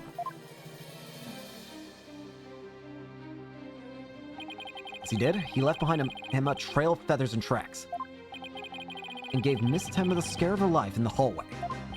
With no one left to witness the events that had occurred, Mr. LaBelle then proceeded to drag the sleeping mayor back into the Fox Chamber. I see. Well, that all certainly does make sense. Then, after dragging the mayor back into the Fox Chamber, Mr. LaBelle threw the mask out the window and fled the room. Silence! For this absurd theory to work, it requires that the defendant be the Amazing Ninetales. However, he was the one pushing for the municipal merger. And such an individual could possibly be the Amazing Ninetales is preposterous. Objection! The mayor was blackmailed into pursuing the merger. Miss Temma's life would have been in danger if he had openly voiced his opposition. That's why he created a secret identity as the Amazing Ninetales. Madness! No one could possibly have such an insane plot. No one except a killer as insane as his plot, and I'd say Florent LaBelle is more than qualified. Foolish mortal! Is that your peril that you forget who I am? I'm sorry. Mayor Temma, it's okay now. Jinxie will be safe just as soon as Mr. LaBelle's arrested. You are the Amazing Ninetales, aren't you?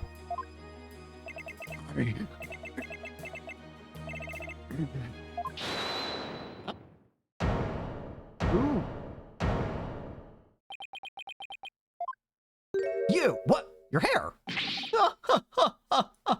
You have quite the active imagination. That is not the Amazing Ninetales. Objection! What do you mean? Well, has the man admitted to it yet? That's just... And even if he did admit to such nonsense, I would reveal the truth behind Ten Matar right here now. What? Why you would dare reveal the secret? My good friend the Alderman told me all about it. But it wouldn't be good to expose the truth. What with the superstitions now, would it? The truth behind Tenmataro? What's he talking about? So go ahead and say it. Say I'm the amazing Ninetales. I dare you. Objection! Wait. Will somebody please explain what's going on here?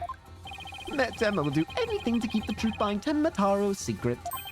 A dark, terrible truth that has been kept secret by the village superstitions. And if the mayor missed being the amazing Ninetales, you'll expose the truth? Right, I won't have him walking free because of some nonsense you made up.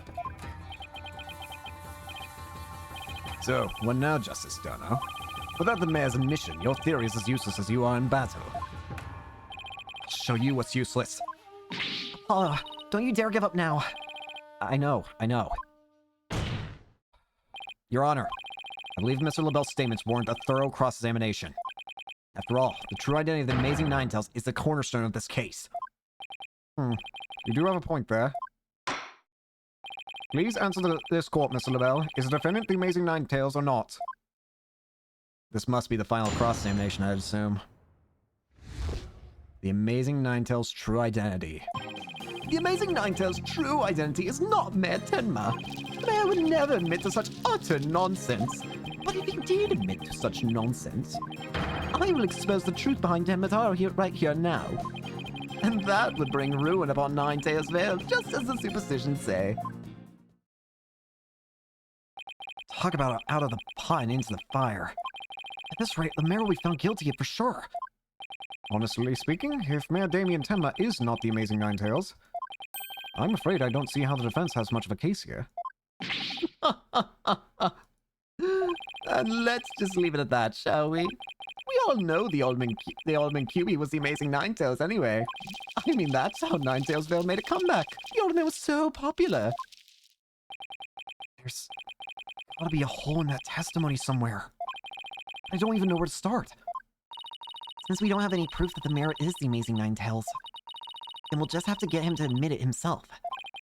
If he admits it, LaBelle's going to expose the secret behind Tenmataro. We were so close. I know it. The defense may cross-examine the witness. What is the truth? I assume if I save the game, it's probably going to say final cross-examination. At this point, I'm going to be honest with you, I'd be more surprised if it didn't say that. Let's see. Am I right? Yes, I knew it. I was about to say, that would be more surprising if it wasn't. The amazing Ninetales' true identity is not Mayor Tenma. This whole case only makes sense if the mayor is the amazing Ninetales. I know you used this mess to create this illusion of a locked room murder. Silence! Nothing more than an idle speculation. You've no evidence now, have you? Objection! Mr. LaBelle knows what the statue originally looked like. That means he had to be in the Fox Chamber while it was still locked tight. Hold it. Sorry, but I heard about the statue from Alderman QB. If you don't believe me, just ask him. Oh, what's that? The Alderman's dead! Looks like the joke's on you, my sweaty little friend. Oh, you mind if I wring his neck? Later. Wait in line, because I'm going first. Temper. Anyway. The mayor would never admit to such utter nonsense. Hold it! May I ask why? The only nonsense here in this court is you and your assertions. Such anger's terrible for the skin, you know. Beauty is like a flower that blooms forth from a serene heart. Excuse me? I wouldn't expect a wilted peasant like you to understand. Perhaps this fragrance will help the blossom within you bloom. You liked that, didn't you? Enough jabbering about blossoms and whatnot. Get on with your testimony before I slice you into a bouquet of cut flowers. Oh dear, please excuse me. As I was saying, the assertion about wilted attorney is utter nonsense. If you did admit to such nonsense, you'd be arrested, wouldn't you? Yes, it's true. I would be sacrificed upon the altar of justice despite my innocence. What a terrible loss that would be for the future of humankind's cosmetic needs. Is it a tragedy that must be averted? Defend me if you understand this. Silence! The only terrible loss is the time wasted by your ceaseless yammering. If you would avert the tragedy awaiting you and that vexing visage of yours, then... Yes, I know. Get on with my testimony. Anyhow, suffice to say, should the mayor admit the defense is nonsense, I will make good on my threat, and... I will expose the truth behind Tim Mataro right here now. Hold it! Now if I beat you to it. And just how did you learn of this so-called truth behind Tim Mataro? Alderman Cuby told me all about it. The secret of the Forbidden Chamber and the truth behind Tim Mataro. Why would he share secrets like that with you, Mr. LaBelle? Wait! I just realized what the secret might be. Let me first get through this dialogue. Why would he share secrets like that with you, Mr. LaBelle? Because of the alderman's wife. I was looking after her while she was hospitalized. He appreciated it so much, he shared the secrets with me. Wait, did he threaten the alderman in addition to the mayor? Don't tell me that's how he learned how to open the Forbidden Chamber. Needless to say, I'm not above revealing the truth behind Tim Mataro.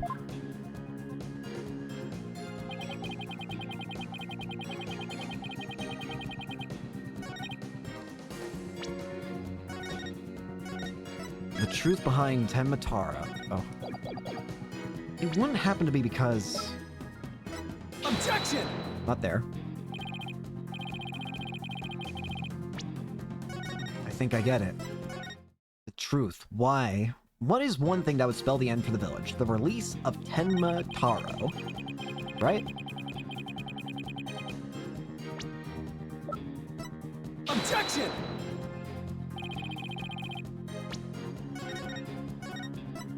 Let's press the last statement before I get ahead of myself. Hold it! Do not gaze upon Tenma Taro. Do not tell others if you see him. Isn't that what the village superstitions say? Exactly! Telling others what Tenma Taro looks like will reveal the truth! That's why the superstitions were written down in the first place. And ruin coming to the village if you free him. Is that a warning not to expose the truth? Bingo! And that truth is, Tenma Taro is a great greed-inspiring fortune! That's the whole battle over Nine Tails Vale is about. Tenma Taro is a great fortune. Come to think of it. Yeah, only that's the greatest get-rich-quick chance in the universe. Grandpappy told me all about it. Said there's an amazing treasure there. Could Tenma Taro actually be the Forbidden Chamber treasure? Telling the villagers that Tenma Taro is a terrifying yokai is what has scared them away from the Forbidden Chamber and the treasure within. That's how the treasure was kept secret all this time.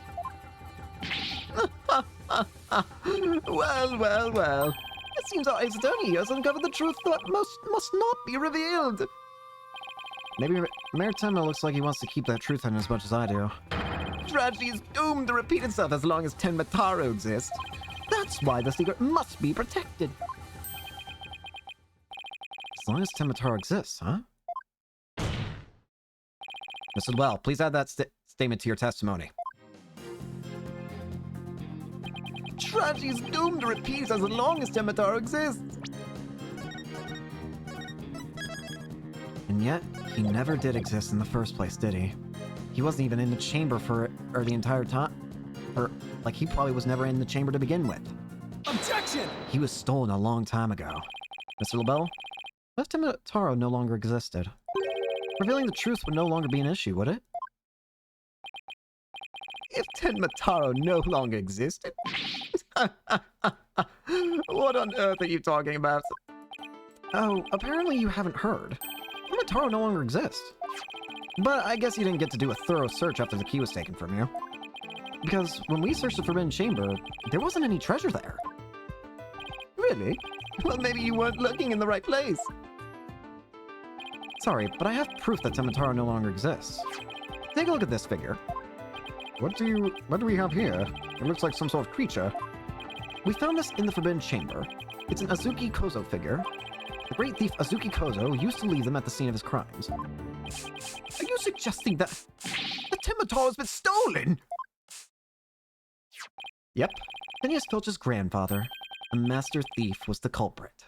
And by the hideous, moronic caretaker's grandfather, no less. You. No. My beautiful golden Timataros! The greed inspired by Temataro can no longer bring ruin upon Ninetails Vale. Isn't that right, Mayor Tenma? The root of tragedy would indeed seem to be gone. In fact, I now recall the Alderman revealing the secret to me on the day of our meeting. He must have been speaking of Tenmataro, for he said to me the gold ingot was gone. The gold ingot? You mean the treasure that is Temataro's true form? I recall, if you will, the scroll in the Forbidden Chamber. Tenmataro is the yellowish object shown there. A giant gold ingot that my nomadic ancestors bestowed upon Ninetails Vale. That's it. In return for that gold, my ancestors did receive from the Ninetails Vale land that would become Tenmatown. But drive the village as mad with greed did that great fortune. Bitter was their greed-fueled battle. It was as if they were possessed. My ancestors' gold became as a curse upon their village, a curse of ruin. Thus it was the yokai Tenmataro came to be. So, Temataro and the village superstitions were merely fairy tales to scare people away. Fairy tales are not. Tenmataro made quite the mess of things. Yes, indeed, for there is no greater monster than a mortal man's lust for gold. Well, you know what they say. Love of money is the root of all evil. My ancestors did bring a terrible thing there to Ninevale's Vale. A thing so terrible that Tenmataro, a monster just as terrible, had to be created to keep it a secret. Yet we have naught but love for the little village to which we owe our very existence. Tenmatown would never seek to take over Ninetails Vale to merge her. Oh my, that was quite a shocking lesson in history. Mr. Mayor, now that we know Temataro no longer exists, are you ready to admit your secret? You are the amazing Ninetails, aren't you? No! Don't do it! Please, no!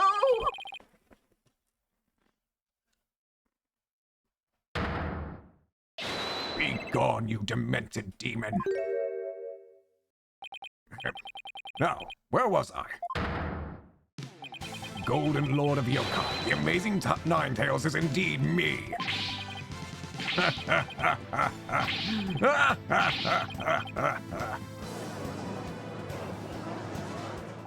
And that means... Jinxie! Yes? The man wearing the mayor's clothes who you saw collapse in the Fox Chamber, was he wearing the amazing Ninetails mask? Uh-huh. That's what made me think it was Papa. He said he was going to reveal his secret identity to Alderman QB that day, so... So it really wasn't Papa I saw there, was it? It was Florin's idea from the start. He advised me to reveal my secret identity to the Alderman. Yeesh, Ruby Goldberg machines have less elaborate setups than LaBelle's scheme. You may rest now, easy now, little Jinxie. That monster's deception is through. The true facts behind this case have finally come to light. Mayor Tenma did not kill Alderman QB. But Florent LaBelle did. How dare you!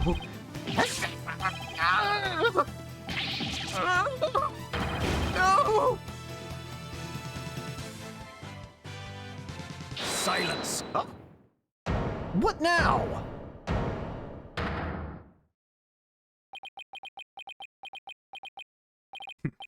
Justice Dono.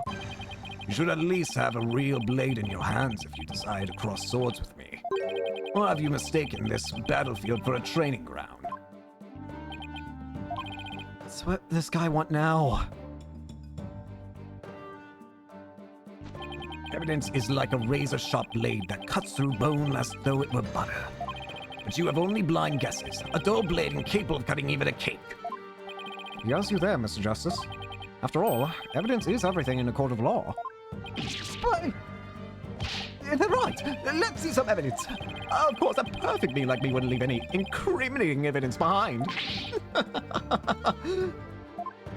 This is the final battle. Just as a samurai must live and die by the sword, you will live or die by the evidence you hold. My swift blade of judgment awaits. Now present your conclusive evidence. Or don't you have any? Right. Anything conclusive? I think I do. There's one more. I think I have to. I have to. There has to be. Evidence. Oh, I have evidence. You do? Of course. It's just the conclusive evidence we need too. I'm going to finally prove Mayor Temma's innocent. Here comes justice. Oh, we're thinking through it? Let's review the facts. The most damning evidence against the mayor was the crime itself. The mayor and the victim were the only two people found in the room. Also, we all thought the alderman was killed because he was the Amazing Ninetales. But as we know now, of course, we were way off. The Amazing Ninetales is really Mayor Damien Tenma. That's why when his daughter Jinxie saw the Amazing Ninetales collapse at the scene, she mistook him for her father. Those are the facts we have revealed. However, Mr. LaBelle asserts that he did not leave any evidence at the scene of the crime. But he didn't say anything about leaving evidence outside the crime scene. I think I get it. I know it now. It makes sense, and it all comes back to one little product that's gonna bite him in the ass. Maybe he isn't as clever as he thinks he is. Does any evidence found outside the crime scene provide any clues? The Ninetales mask. Clue inside the mask? Oh, I know. The Amazing Ninetales mask. It was found washed up along the river. What more clue does the mask hold? It was the white hair. He's gone through so many different hair colors. And what about the hair left in the mask? Who does it belong to? It has to be LaBelle. The white hair is LaBelle's. Oh, right. That hair is the floor of LaBelle's. Yes, that's what I call conclusive evidence. And all we gotta do is prove it, and there's one item that does that. Well, Mr. Justice, do you have any conclusive evidence to present to this court? Of course I do. Observe this mask if you will. That mask? How is that conclusive evidence? It's not the mask itself, but the white hair inside it. We originally thought it belonged to Alderman Rex Cuby. Yes, but the Amazing Ninetales, as we now know, is Mayor Temma, so... That's correct. So the question is, whose hair could this be? And the answer to that is the last person to have worn it before it was discarded. That would be you, Mr. Florent LaBelle! What are you talking about? I never had any wear my hair like that! Silence!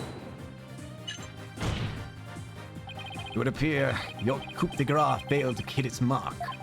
This freakish fop is not the white-haired type. Because he's busy being one ludicrously garish color or another. Objection! But that's the thing. That's his disguise. No, Prosecutor Blackwell. It's you who has made a fatal error. Oh. Remember where this mask was found? It washed up by the side of the river. With that in mind, this last piece of evidence will solve all the remaining riddles.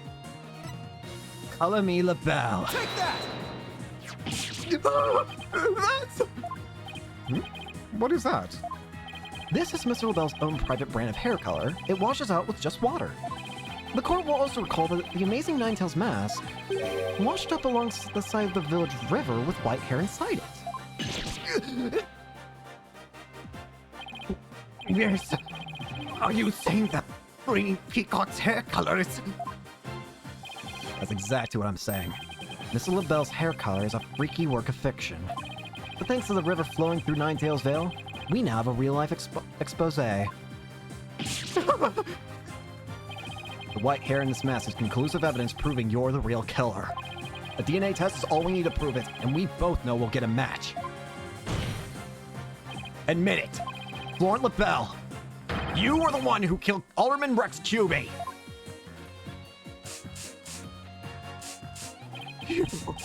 You... peasant! Oh, dang! You put my music up on the road! I'm gonna kill you! You're gonna be all over! No!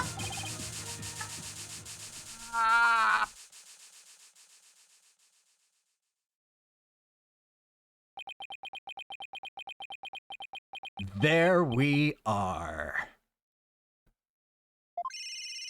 Oh, hey, go ahead and take your calls. Why not?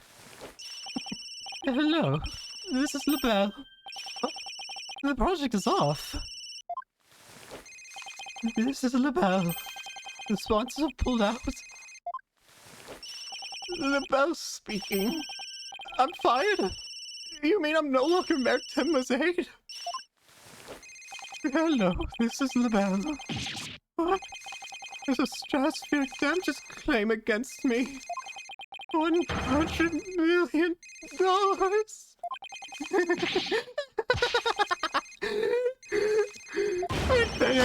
Washed up. Stick a fork in me. I'm done.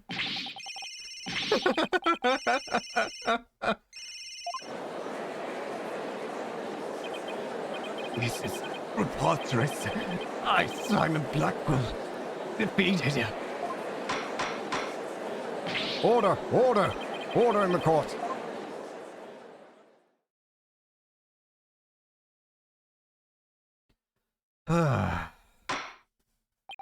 Well, this is quite the unexpected outcome. I must hand it to you, Mr. Justice. You really turned this case on its head, just like that other lawyer, Phoenix Wright. Wait, was that a compliment? That was a compliment, right? Prosecutor Blackwell, what have you done with Flaunt LaBelle? I killed him. He pissed me off. The defaced man is withered like a flower without water. One of the officers is currently tending to him with a sprinkler. Won't that just wash even more of his makeup off? Allow me to explain the actions of the guilty party in detail.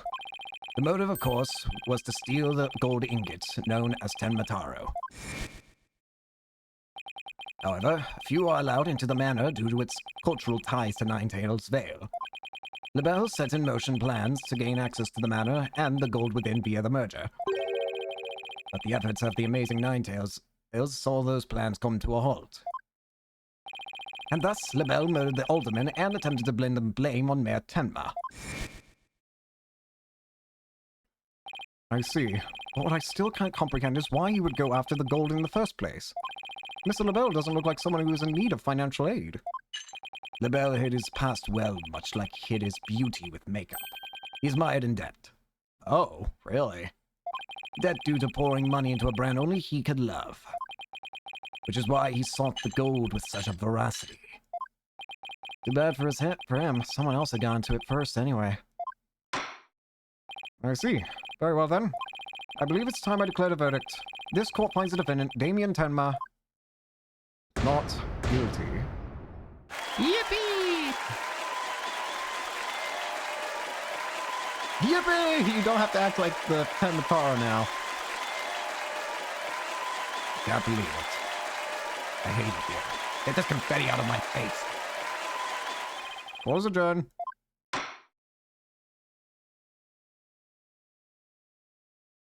Well, that was a hell of a case. April 19th, 1:23 p.m. District Court. Defendant lobby number 3. That was some seriously good lawyering, Apollo. Even I didn't see that coming. Just got lucky, I guess. You banished the Tenmataro from Ninetails Vale like you were some kind of exorcist. There's still one thing I don't understand. How come Mr. LaBelle didn't kill Mayor Tenma, too? He could have set it up so the mayor murdered the alderman, then died from a counterattack. That would have removed at least one possible fly from the ointment. I was wondering about that too. But I have a hunch LaBelle was biding his time.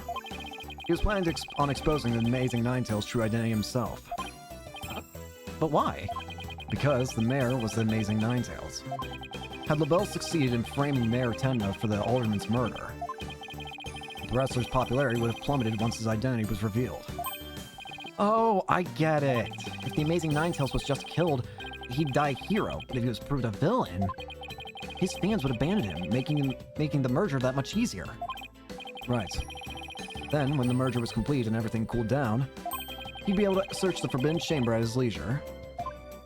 And... what an insanely intricate plot. A most excellent job at clearing my name. A feat worthy of the Demon Lord's approval. Why are you acting like Tenmataro again? Let this be of no concern to you. It's kind of fun, honestly. How could it not be concerning to me? Temataro, be gone!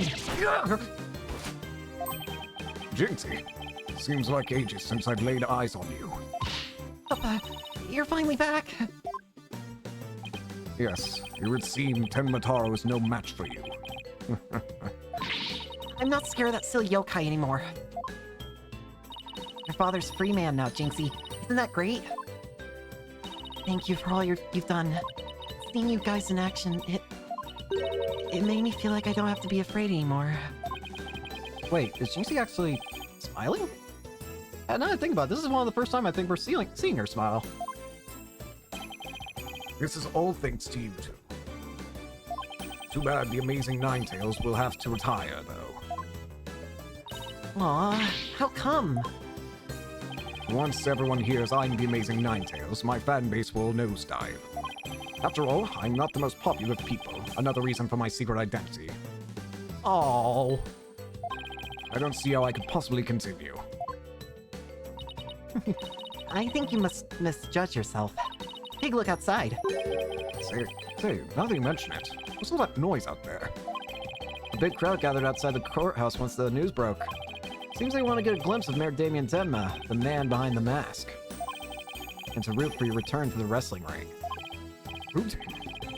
For me? But I thought I was nothing more than a malefactor in their eyes. The only one who really matters is Jinxie. Show her how cool you really are.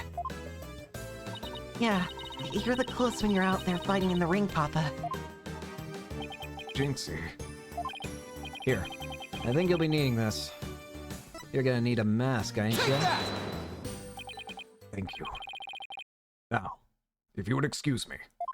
Huh? I don't want to keep my fans waiting. There you go, buddy.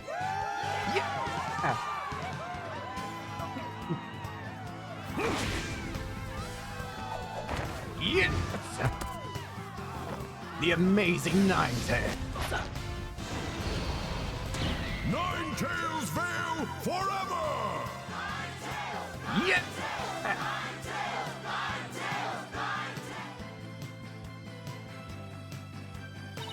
I sure hope they can settle the problems between Tematown and Ninetales Vale. Me too. I'm sure they'll be fine. After all, blackmailers/killers behind bars and the merger's no longer an issue. Plus, the Amazing Ninetales is obviously still a hit. I suspect Ninetales Vale will be too. And it's all because we believed in our client. Just like you said. Okay, people. Now that we've got that one in the bag, let's go get something to eat. I'm starving. Sounds good. I've been so nervous I haven't eaten since yesterday. Better keep eating, Apollo. You might have to start looking up at me. Huh? I'm definitely past my growth phase, and you should be about past yours too. Are you kidding me? I'm just getting started. Right or not, it's face stuffing time. Keep being like that, and the only direction you'll grow is sideways. Very funny. I've got a hollow leg. I can eat as much as I want without getting an ounce. Really? Wow, I can't wait to see this. How are you? Huh, just let him try to stick to me. Alright, alrighty, you two. Let's get going before the old man closes shop. Eldon's Noodles was in an all-night stand, you know. I'm with Mr. Wright. Let's go. I like that we're actually having Eldoon's Noodles. I've been waiting to have a bowl from there ever since Mr. Wright told me about them. Well, what are we waiting for? The noodles are on me today, so I expect some serious eating from you two. Hey, thanks, boss. I won't let you down. Tina has no idea what she's getting into. Mr. Eldoon's noodles are so hot and salty. 2 bowls would kill a man. The next case. Athena has died. That was our first case together. And it felt like nothing could bring us down after that. The dark age of the law seems so distant, so irrelevant to our small, cozy office. But little did I know that it had been lurking all along, right there behind us. First time it made itself known was during the murder at Themis Legal Academy. That case would mark the twilight before the dark, cold night that was to come. Alright. There's our next... Wait, oh. Hey! Well, cool end screen. Now, here's where something interesting happens, I believe. Now, I'm going to look at the order that most people go through, but I believe next case is not going to actually be the, whatchamacallit. We're actually not going to be doing, shoot, what's it called? We're not doing the third case right now, because there's another case that we have to do instead. If I can look at what people generally do. Instead, what we are going to do is after saving and leaving, we're going to return to the games menu and go to the special episode. If I remember correctly from what I've heard, this is a DLC case, so let's get it. And it technically takes place between second and third case, I think. At least that's what most people seem to do with it. So, we're going to do this. I guess we'll do Investigation Day 1.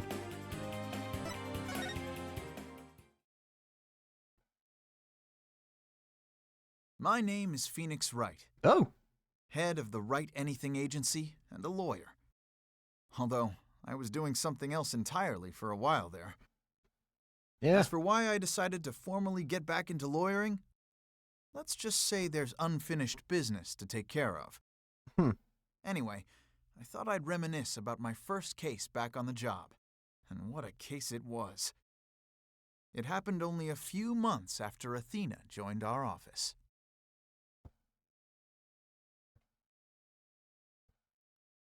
Special episode, Turnabout Reclaimed.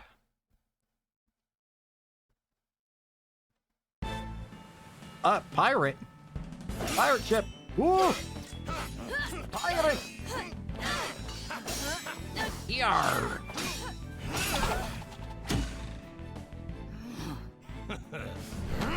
Incoming! Woo! Captain Marla! You made it just in time! Enorca! Whee! Whee!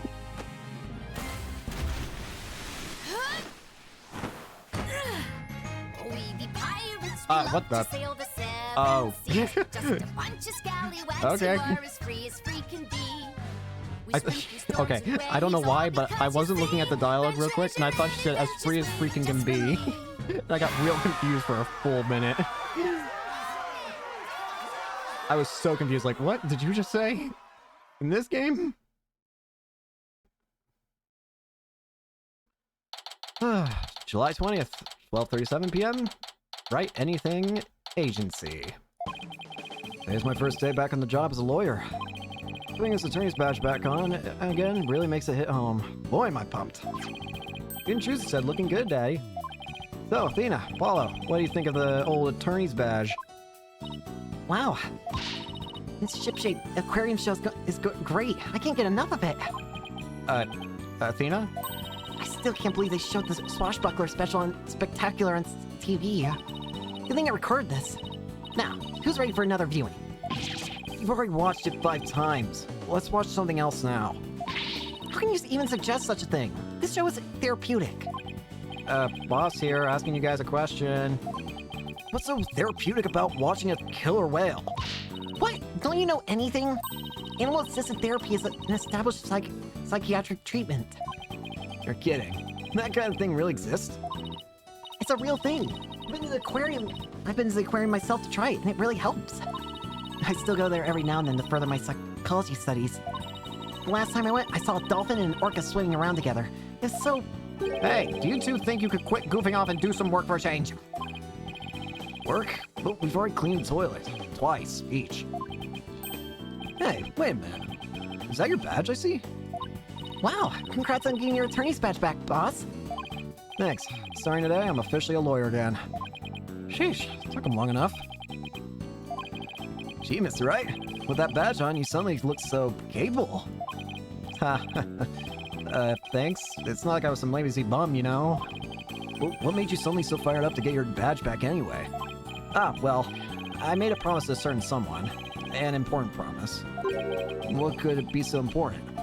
Anyway, we have 3 lawyers now, so we better start taking on lots of work. I'm all for that. Let's get this agency hopping. Well, we have plenty of enthusiasm.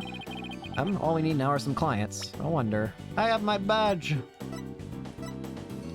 A new lawyer at my agency. She studied psychology while she was in Europe. Ardent young lawyer in my agency. His special feature is his very loud voice. My daughter, who happens to also be an aspiring magician. I adopted her 8 years ago. It's been 8 years since I last wore this badge. I feel like a rookie all over again. And this just in. The owner of Ship-Shape Aquarium, Captain and Jack Shipley, has been murdered. Oh, what? The suspect in the case is reportedly already in custody inside the aquarium.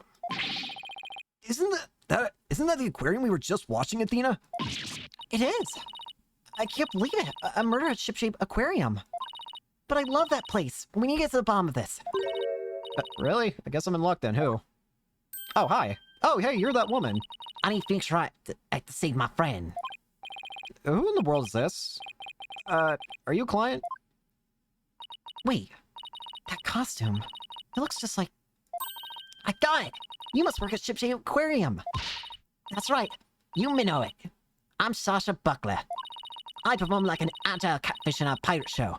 It'll blow your mind. Minnow? Blowfish? Those puns floundered a bit. I figured out the client's identity. Chalk one up for analytical psychology. My friend's under suspicion of murder, so I really need some help. That's why I've got to find this Phoenix Wright guy. Well, I'm Phoenix Wright. And this is Apollo Justice and Athena Sykes. They're lawyers too. If there's anything you need, all you have to do is ask. Same goes for me too, Miss Buckler. Just call me Sasha, and I'll call you all by your first names too, if that's alright. Phoenix, Apollo, and Athena, you have to help me. Please save my friend. Guess we better start by asking her more about her defense request. Look at my badge. I just got it back. Sorry, sea creatures are the only things I know anything about. That's alright. Don't worry about it. Gee, I didn't mean to put her in a funk.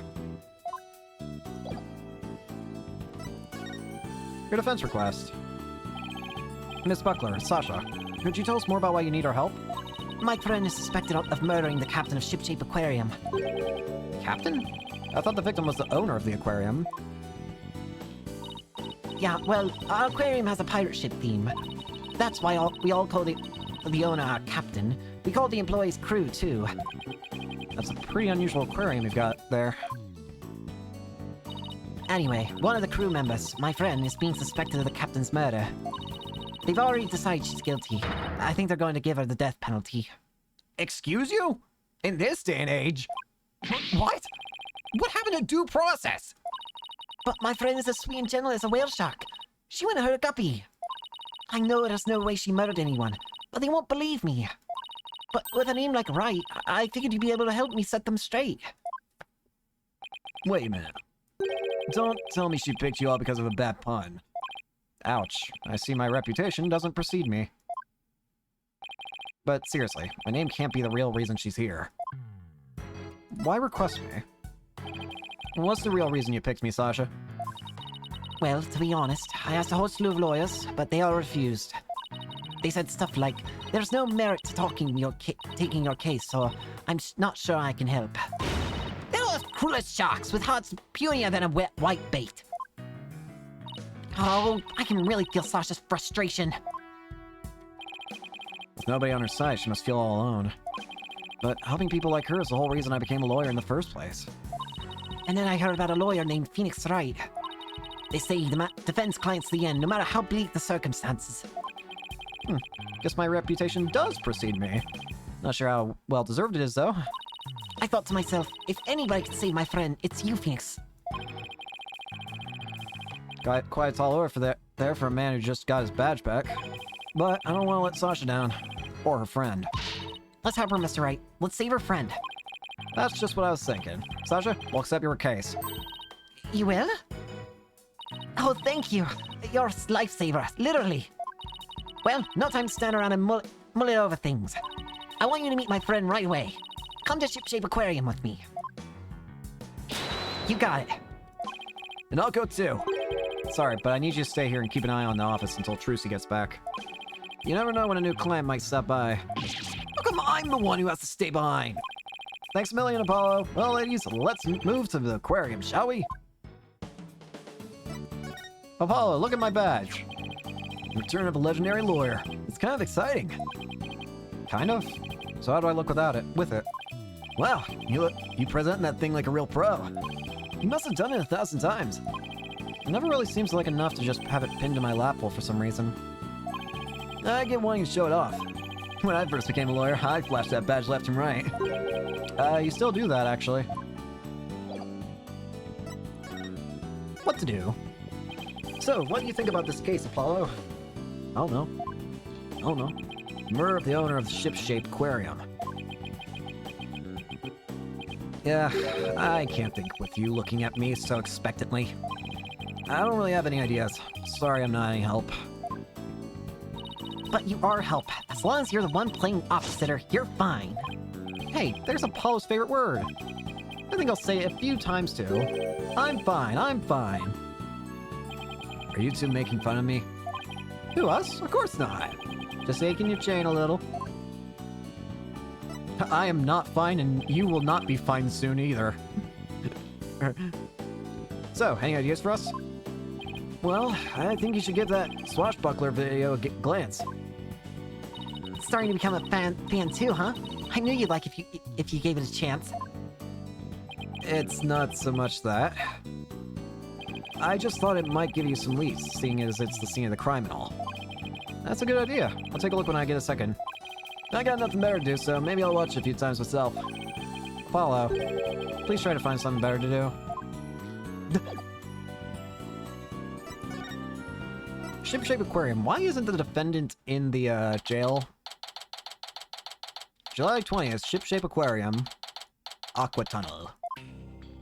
Ooh! It's so pretty.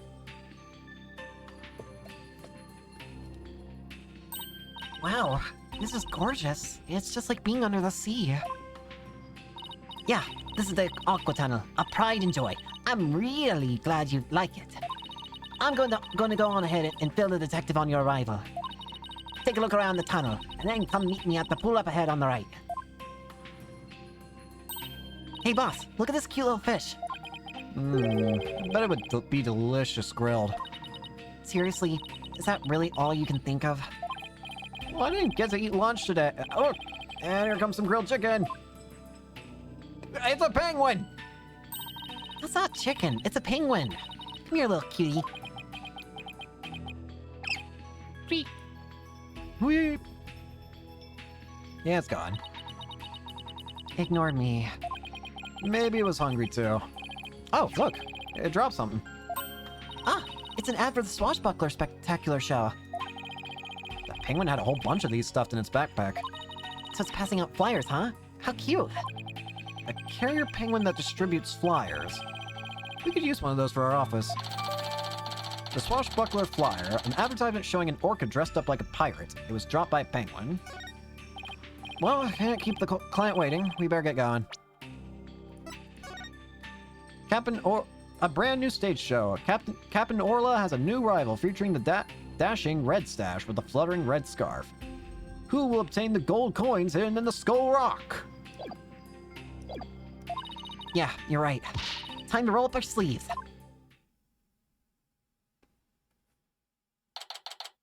July 20th, Ship-Shape Aquarium. Right?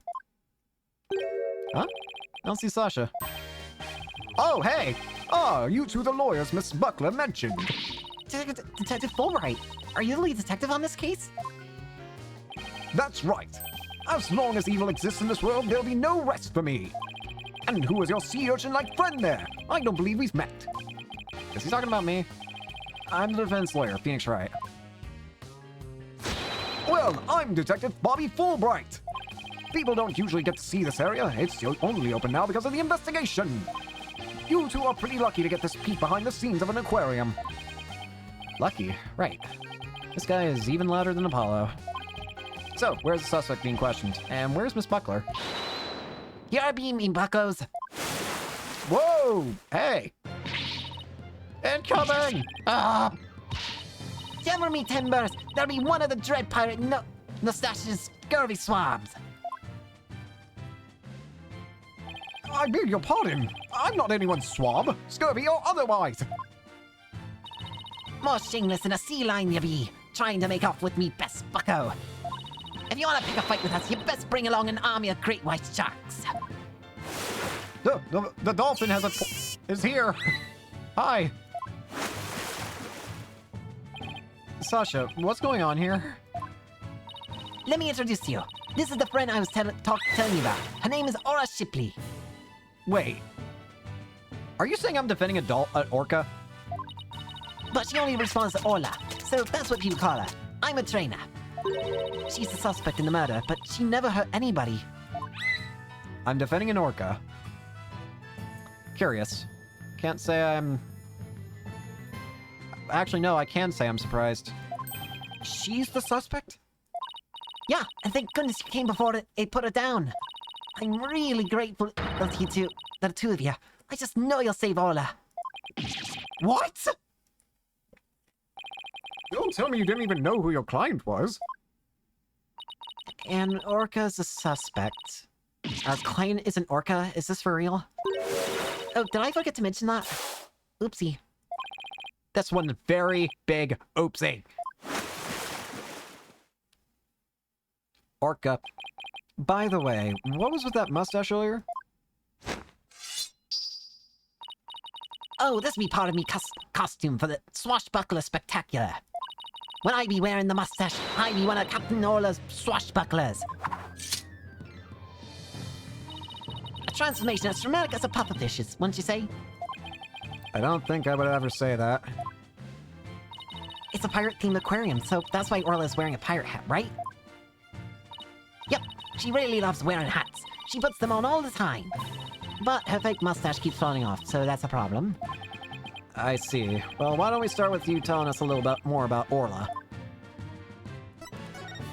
Look at my badge. Nope. Look at this flyer I got from a penguin. Do you want to be in the swashbuckler spectacular? Yeah, the regular people participate? Of course! We even have a special tour for people who want to be in it. What roles would we play if we said yes? Let's see...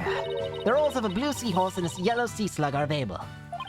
Judging by the colors, I must be the seahorse. And I'm the sea slug? No way, I won't do it. The sea slugs are all fluttery and beautiful, Athena. They're beautiful? In that case, I'll do it. Mine is pretty much an open book. I hope we can do a show together someday.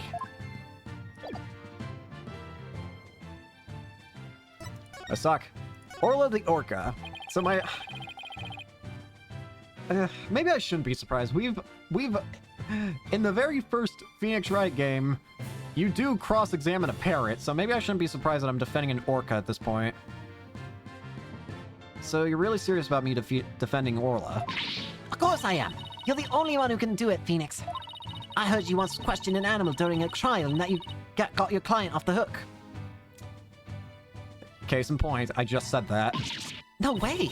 You did that? I, might have tried something like that at one point in my career. Oh, you're gonna have to tell me about this later, or I'll ask Apollo for all the juicy details. When I heard you didn't discriminate against animals, I knew you'd hear me out. I have to warn you, though, I don't know anything about orcas. I mean, they don't eat people, do they? Ah! I think I made her mad. I won't have you talk that way in front of Orla. Orcas have feelings too, you know. Yeah, boss. They have emotions just like we do. Sorry. Is anger the only feeling I inspire in women? Is that orca whistling, singing? Don't worry. She says she forgives you. Yeah. Thanks. I appreciate it. Besides, orcas are very picky eaters. Orla here only eats fish. The captain went to feed Orla this morning, and then he was found dead in this very room. Could you tell us more about his death? How did he die? So the owner of the aquarium, Jack Shipley, was discovered murdered. Yeah. It was about 10:10 this morning, just after the aquarium opened. A visitor was viewing the orca pool from the visitor's corridor and screamed. The orca pool is this tank here? Yeah, that's right. This pool is built so that guests can see into it from the corridor on the first floor. Security guard and I heard the scream and came running into this pool room, where we found the captain dead at the side of the pool in a swashbuckler costume. He was as big and tough as an old crocodile, the captain. I still can't believe he's dead. Sir Shipley was very important to you, wasn't he? Sorry, I didn't mean to get all sad goldfish on you. Sad goldfish? Okay, time to snap it out of it. When it's showtime, it's time to smile. That's what the captain always said. By the way, do you know why exactly Orla's being accused of the crime? That's what I want to know. Why is the orca being accused? And why are we instantly giving the orca the death penalty? Why not just release it into the ocean? Why is Orla accused? Can you think of any reason why Orla would come under suspicion? The police think Orla went berserk during practice for the swashbuckler spectacular. But Orla would never do anything like that. Right, Orla? Yippee! Aw, just look at that face. Isn't she adorable? The charges just have to be false. Hate to break it to you, but the police don't usually base their decisions on cuteness. That's right, we base them on facts. Take a look at this, and besides, I'm pretty sure, Phoenix, you had a friend by the name of, what was it? She liked hamburgers, didn't she? Oh, Maya, yeah. I feel like Maya would... Don't remind me about Maya and how many times she's been accused. Uh-oh. A photo of the victim, huh? He's got a wound in his head. He's also got a bite taken out of him, it looks like. Very perceptive. The victim and the orca were the only ones here. What's more, we couldn't find a weapon of any kind around. Crime scene photo taken in the orca pool. It's hard to make out the details of the body. So what's the theory on how Orla supposedly killed the victim? They say orcas sometimes kill their prey by ramming it into them underwater. We believe this orca did just that by pulling the victim into the 65-foot pool and then ramming him while they were in the water.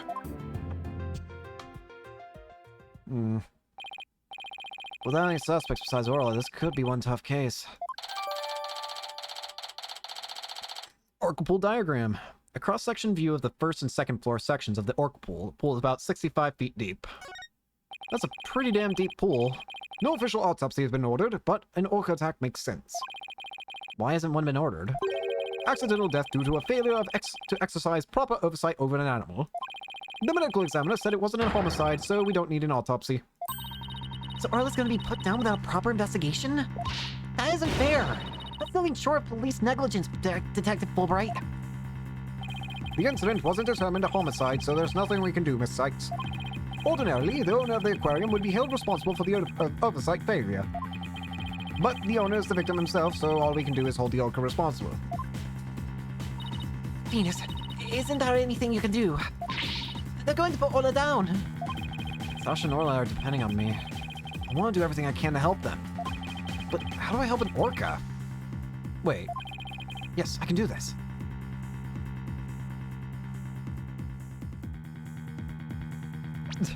Oh god. I've done it once before and I can do it again. Put the animal in a courtroom. I got my badge back now, so I know exactly what I have to do. I'll defend Orla in court. Huh? Even an orca deserves a fair trial. If the one responsible for Orla is dead, then I'll take responsibility for her. You know what? I guess doing crazy things just once in your career wasn't enough, huh? But what the heck? I'll take responsibility for her too. Are you two insane? This is a case of accidental death caused by an animal. It's not a murder case. With no evidence of foul play, this case will never go to court. Then let's investigate the crime scene. If we can prove this was a murder, we might be able to take it to trial. And then Orla would certainly need the help of a few good lawyers. I guess so. But who's ever heard of a trial for a killer whale? Just because it's never been done before doesn't mean we can't do it now. But... Please, Detective Fulbright, for justice's sake.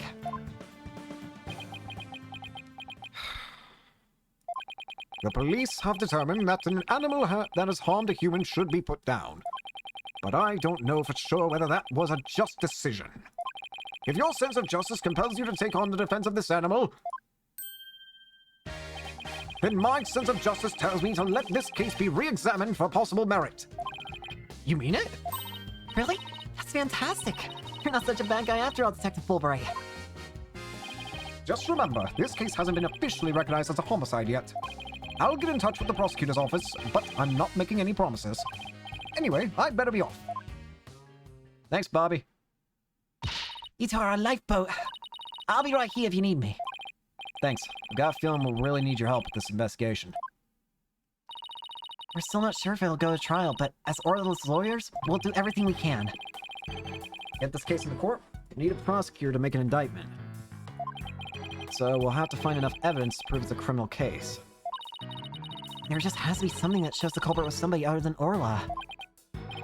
Detective Fulbright said there were no weapons in the area other than her. So we better look for something to prove him wrong. Better make a note of that so I don't forget. Sure, organized, boss. Maybe I should get a notebook of my own. Just jot down notes like Tutorial said earlier. Great idea. I'll add things too. And whenever we're stuck, we can just refer to the notes. In my notes, just open the court record with E. Then flip to them with Q or E. There, note jotted. Now let's investigate this crime scene. There has to be some evidence here we can use in court.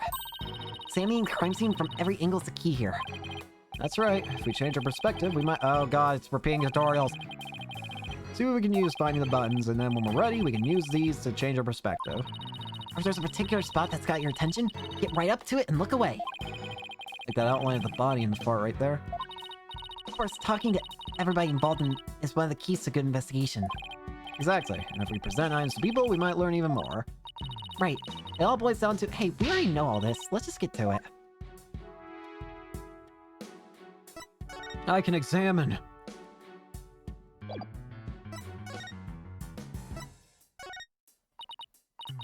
Oh, sea creatures. Hey, Miss Buckler, can I ask something? What is it? That's alright. Don't worry about it. Actually, never mind. Do you know where the bathroom is? Oh, it's that way. Alright. I'll be right back. Wait, mouse me.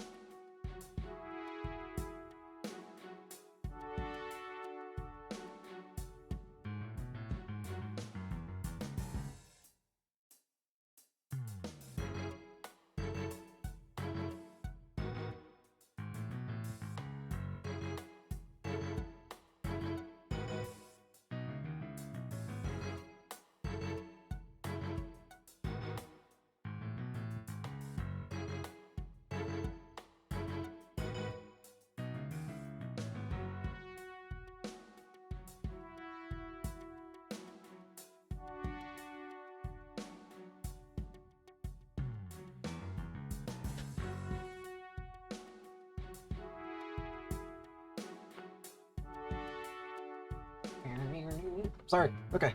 Oh, if I can get comfy. Okay. One day I'll need to move my bed so I can actually properly move my chair about. The way that my room is situated, my bed is directly behind my PC. But what this means is that my chair can barely move. So I have to like squeeze into my chair. One of these days I'm gonna have to figure out if I can push my bed, but I got noodle arms, I feel. I got more strength in my legs than I got in my arms. Anyways, sorry about that. I had to go bathroom. Let's get back into it. Only sea critters. Let's examine. Yikes! Look at that huge octopus! It must be a show prop too. One of its legs is missing though. Wouldn't it be exciting to take on a huge enemy like that? I'd like to give it a try myself. As a lawyer, that is. You know you have an insufficient number of limbs to object it, right? Objection, objection, objection! It's too far away to get a good look. I better get a little closer first. How about this up here? Hey look, there's an apparatus here to hang from. I don't think it's for people to hang from. Looks more like a crane to move things with. But Sasha was hanging from it during the Swashbuckler Spectacular. I bet there are all kinds of ways to use it, not just to move things. Come on, boss. Try thinking outside the box. Is she trying to say I have a narrow-minded view of things? I'm a lawyer. I have cross-examined a parrot. There's a piece of meat in a plastic hoop suspended from the ceiling. That's if I want my jacket on or not. How about a clashy decor? I guess Orla really likes meat. Who knew they fed her such large chunks, though?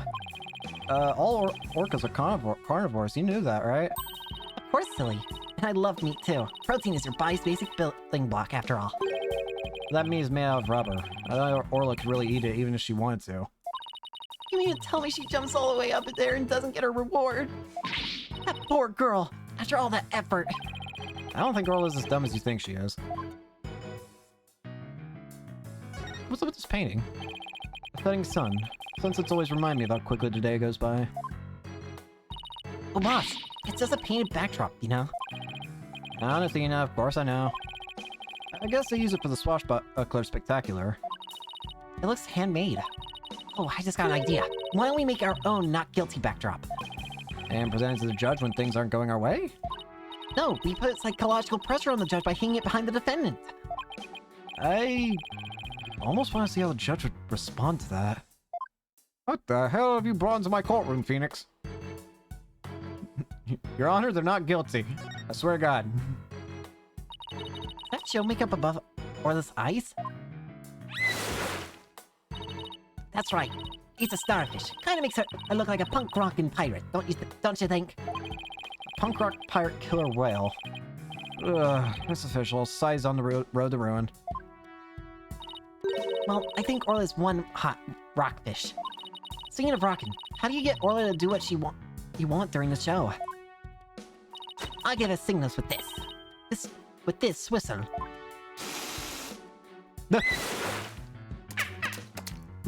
Slap teeth. Oh, but I didn't hear anything just now. That sounds out of the range for human hearing, just like a dog whistle.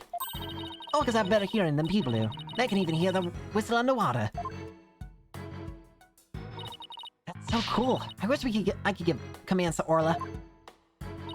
Anybody can do that. All they'd have to do is learn the signals. Here, Athena, you can have one of our whistles. Consider it a present. A whistle for issuing instructions to Orla. Anyone can use one to command her as long as they know the right signals. Gee, thanks. As for the actual commands, I'm afraid I can't teach them to you. They're top secret.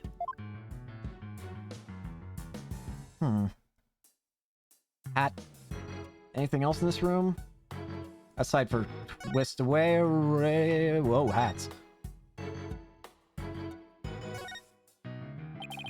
It doesn't look like the ladder goes all the way down to the bottom of the pool. But there's usually water in the pool, so it doesn't need to. So apparently the pool spans 2 whole floors. Ordinarily, visitors only get to see what they can from the first floor. But they said on TV that they sometimes give behind-the-scenes tours. Sounds like the Swashbuckler Spectacular, or show... Sounds like that Swashbuckler Spectacular show you recorded is really coming in handy. Anything else proper? Okay, now let's twist it. Hats. There's the door. The doors are slightly open, and there are police officers standing guard outside. I guess they're watching to make sure we don't try any funny business.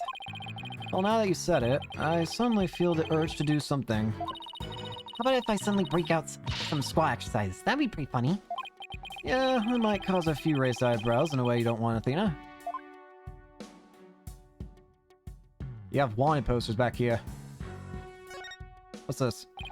Looks like the control panel for that crane apparatus. There's sure a lot of buttons. When I see this many buttons, I start to get fidgety. I know what you mean. You start itching to push them, right?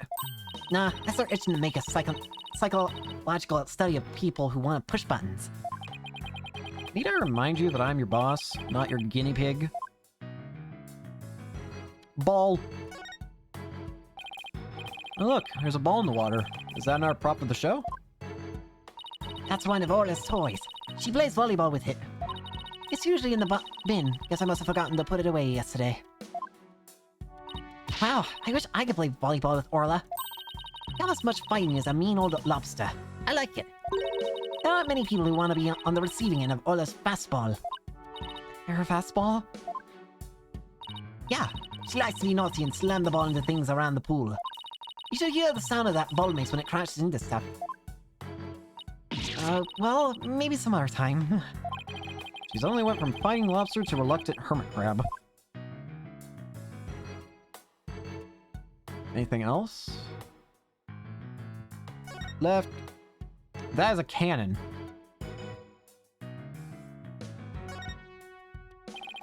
Orla's not gonna notice me from here. Better move around to the front.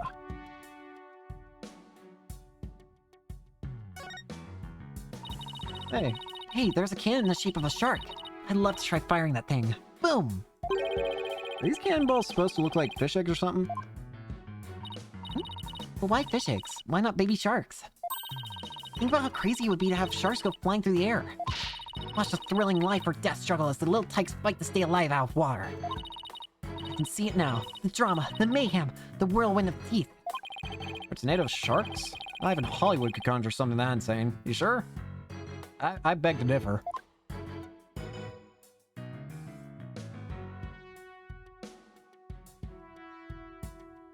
Ugh. Let's try here. What a mess. Was all this stuff knocked over when the victim struggled with his killer? It's possible, but it would be hard to prove. Let's take a closer look, shall we?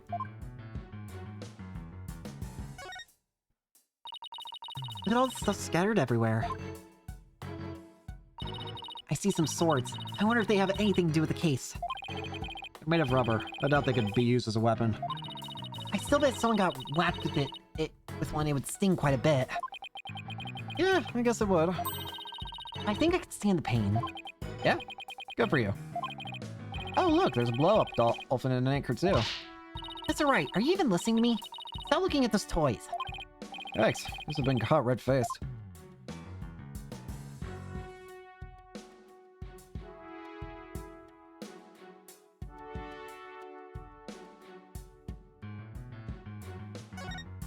Baldy. So this is where the body was found, huh? They suspect Orla that maybe they found some evidence of an attack on the victim? Orla didn't attack the captain. She loved him. The captain rescued Orla when she was little, after she got beached on the shore. He tried to release her into the ocean, but she kept coming back. I can tell Orla's sad about losing the captain. She's just not her usual chip herself. Orla must really love this aquarium and the captain. She's the only one around here big and strong enough to play with a big tough captain. Every day she made a point of headbutting him and stealing his hat. Yikes, I guess you weren't kidding when you said the captain was a really strong guy. I guess that's about it. Under different circumstances, I would have loved to see the swashbuckler spectacular. The three of us always performed this show together. Me, Orla, and the captain. Today's show's been cancelled, but we could put on a little performance for you now.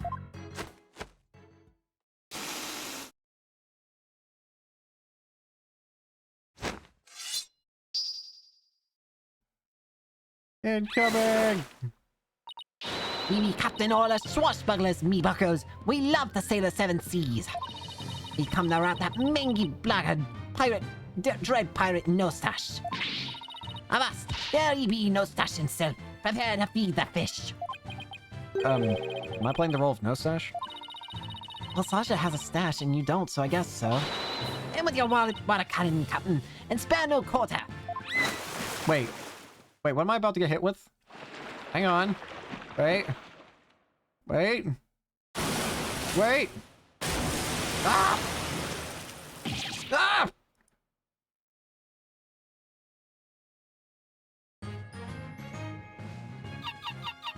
Gosh dang it.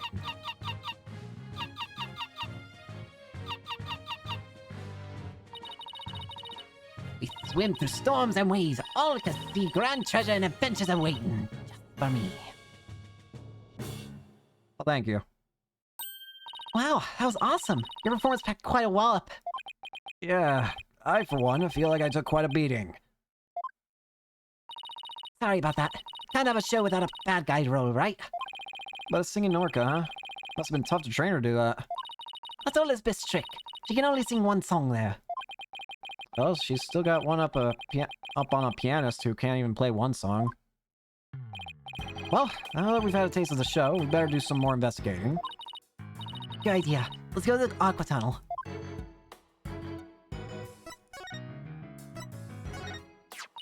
Oh, have you been using the whistle I gave you? Of course. But I can't get Orla to do any tricks. I can't believe you can command that huge creature. That's pretty impressive, Sasha. Pretty cool, huh? I bet there aren't too many people who can say they literally get to whistle while they work. That must be pretty nice for you. But Orla's the one who's impressive, really, not me. It's easy to see how much you care about Orla. To our good team. What? But you and I are a great team, right? Being top that. I mean, I didn't say anything about that. I just said, cool team. Anyways. I guess we should move, yeah. Let's go to the Aqua Tunnel, I guess. July 20th. Ship-shape aquarium Aqua Tunnel. Hi. So, you all done investigating the pool already?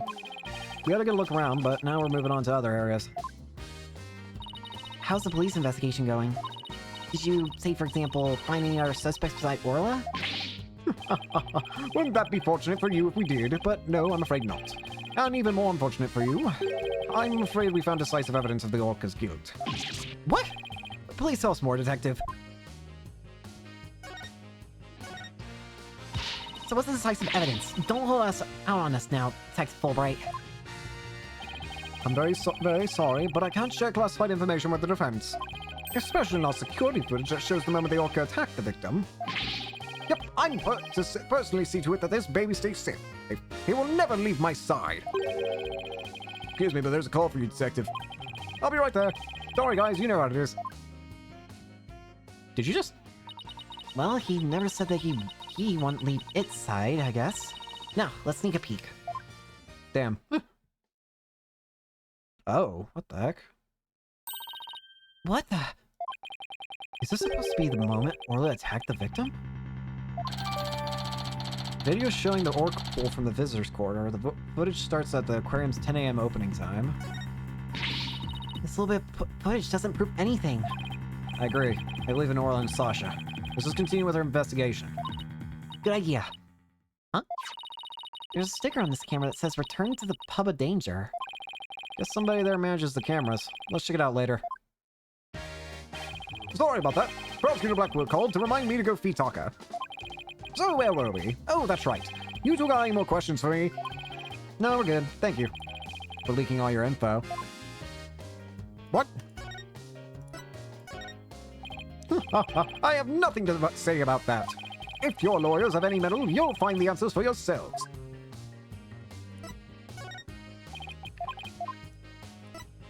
Present. Look at my badge. So that's your symbol of justice, is it? Well, this is mine! Wow, he can whip that badge out pretty fast. We can top that. Take this! Twin Attorney's badge! No fair! 2 against 1! No fair, your police badge is bigger and flashier. What? You dare to call me unfair? Me, the very model of justice itself? Boss, I'd say we won this round. Athena, in this battle, there are no winners. Duh! Now he's sad. The poor victim. It's heart-wrenching. Crime cannot go unpunished. We don't want crime to go unpunished either. But we'll do our utmost to defend our client. Your form of justice or mine? Which is true justice? I guess we'll see how it plays out. In other words, he doesn't have enough information right now to make up his mind. Thank you for your translation, Athena. Ah, whoopsie daisy. You left it behind again.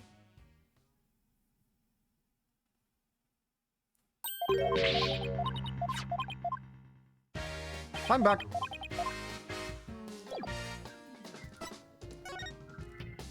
The Pub of Danger. July 20th, Ship-Shape Aquarium, Pub of Danger. This looks like one of those hands-on exhibits. Has a real air of danger, don't you think? Well, the banner does say that it's the Pub of Danger. Let's see. According to the description, this room is a pub where pirates gather, explore and interact with sea creatures. Actually feel the electricity of electric eels and feed real piranhas. This feels like a lawsuit waiting to happen. Experience the terror of the seas with these dangerous experiments. All those sound less like terror and more like torture to me. I'd like you to keep it down there, Blue Boy. I'm conducting an experiment. Who's this? Oh, hi. Do not disturb me, unless you wish to be zapped with an electric eel. My apologies, ma'am. Wow, she seems intense. Excuse me, but who are you? Before you ask others, shouldn't you give your name first? Basic manners, young lady. Oh, yes, of course. My name is... Never mind. I will simply call you Yellow Girl. It's easier that way. I'm Norma de Bloom. I am very interested in Ship-Shape Aquarium, and I'm a very frequent visitor here. But I don't want to be Yellow Girl. You think I want to be called Blue Boy? Let's just see what she has to say. Look at this badge. I've no interest in looking up meaningless trifles. As a matter of fact, I have no interest in looking at you, Blue Boy. What, so now I'm a meaningless trifle, too? A swashbuckler flyer? I have more than enough of those already. Do you have any idea how many times I've visited this aquarium? Hey, what are you yelling at me for? Don't you ever get tired of coming here? You obviously don't know anything about Ship-Shape Aquarium. They feature different marine creatures each month, so visitors never get bored. So you're a fan of Ship-Shape Aquarium like me? Oh, please, I'm here to gather information, the fundamental work of a great white writer. But I don't suppose that's something you common folk would understand. That woman makes me so mad. Now, why only common folk? Just get back to our investigation.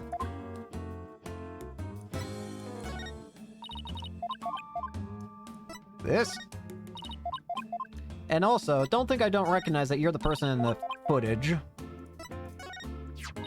Don't thrust that under my nose. I won't watch it. Are you usually pretty photogenic, Mr. Bloom? Of course I am. I've been compared to a movie star. It's little wonder with my perfect makeup and stylish figure. Wouldn't you agree? She wants me to agree? Let's get a woman's opinion on this one. What? You're asking me? Well, let's see. I do think you're very pretty, Mr. Plume. I get the distinct impression your words are full of hidden meaning. Well, I wouldn't say full so much as full-figured. Athena! I'd stop right there if I were you!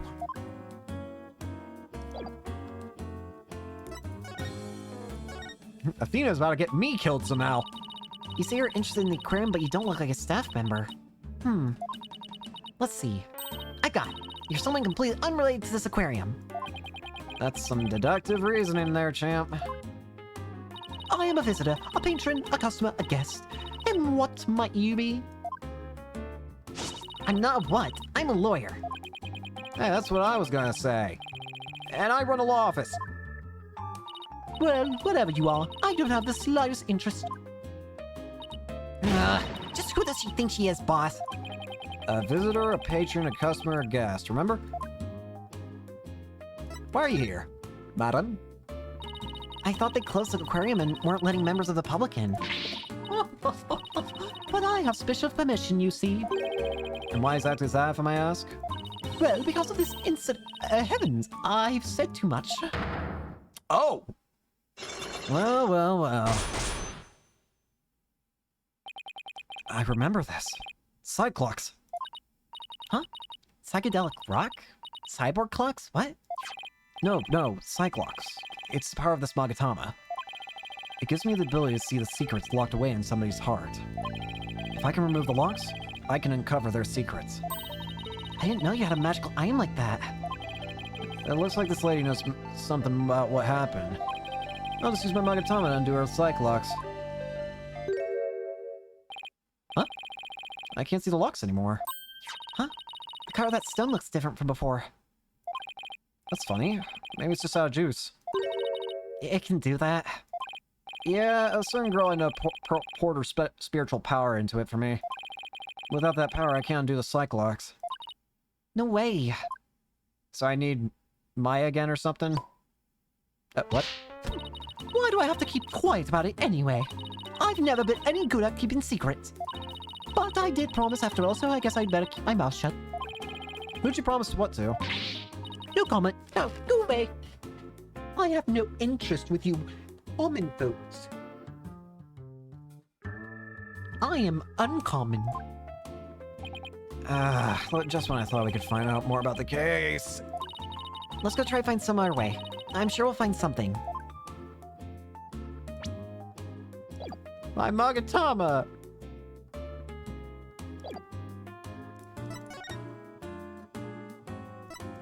Maybe back here?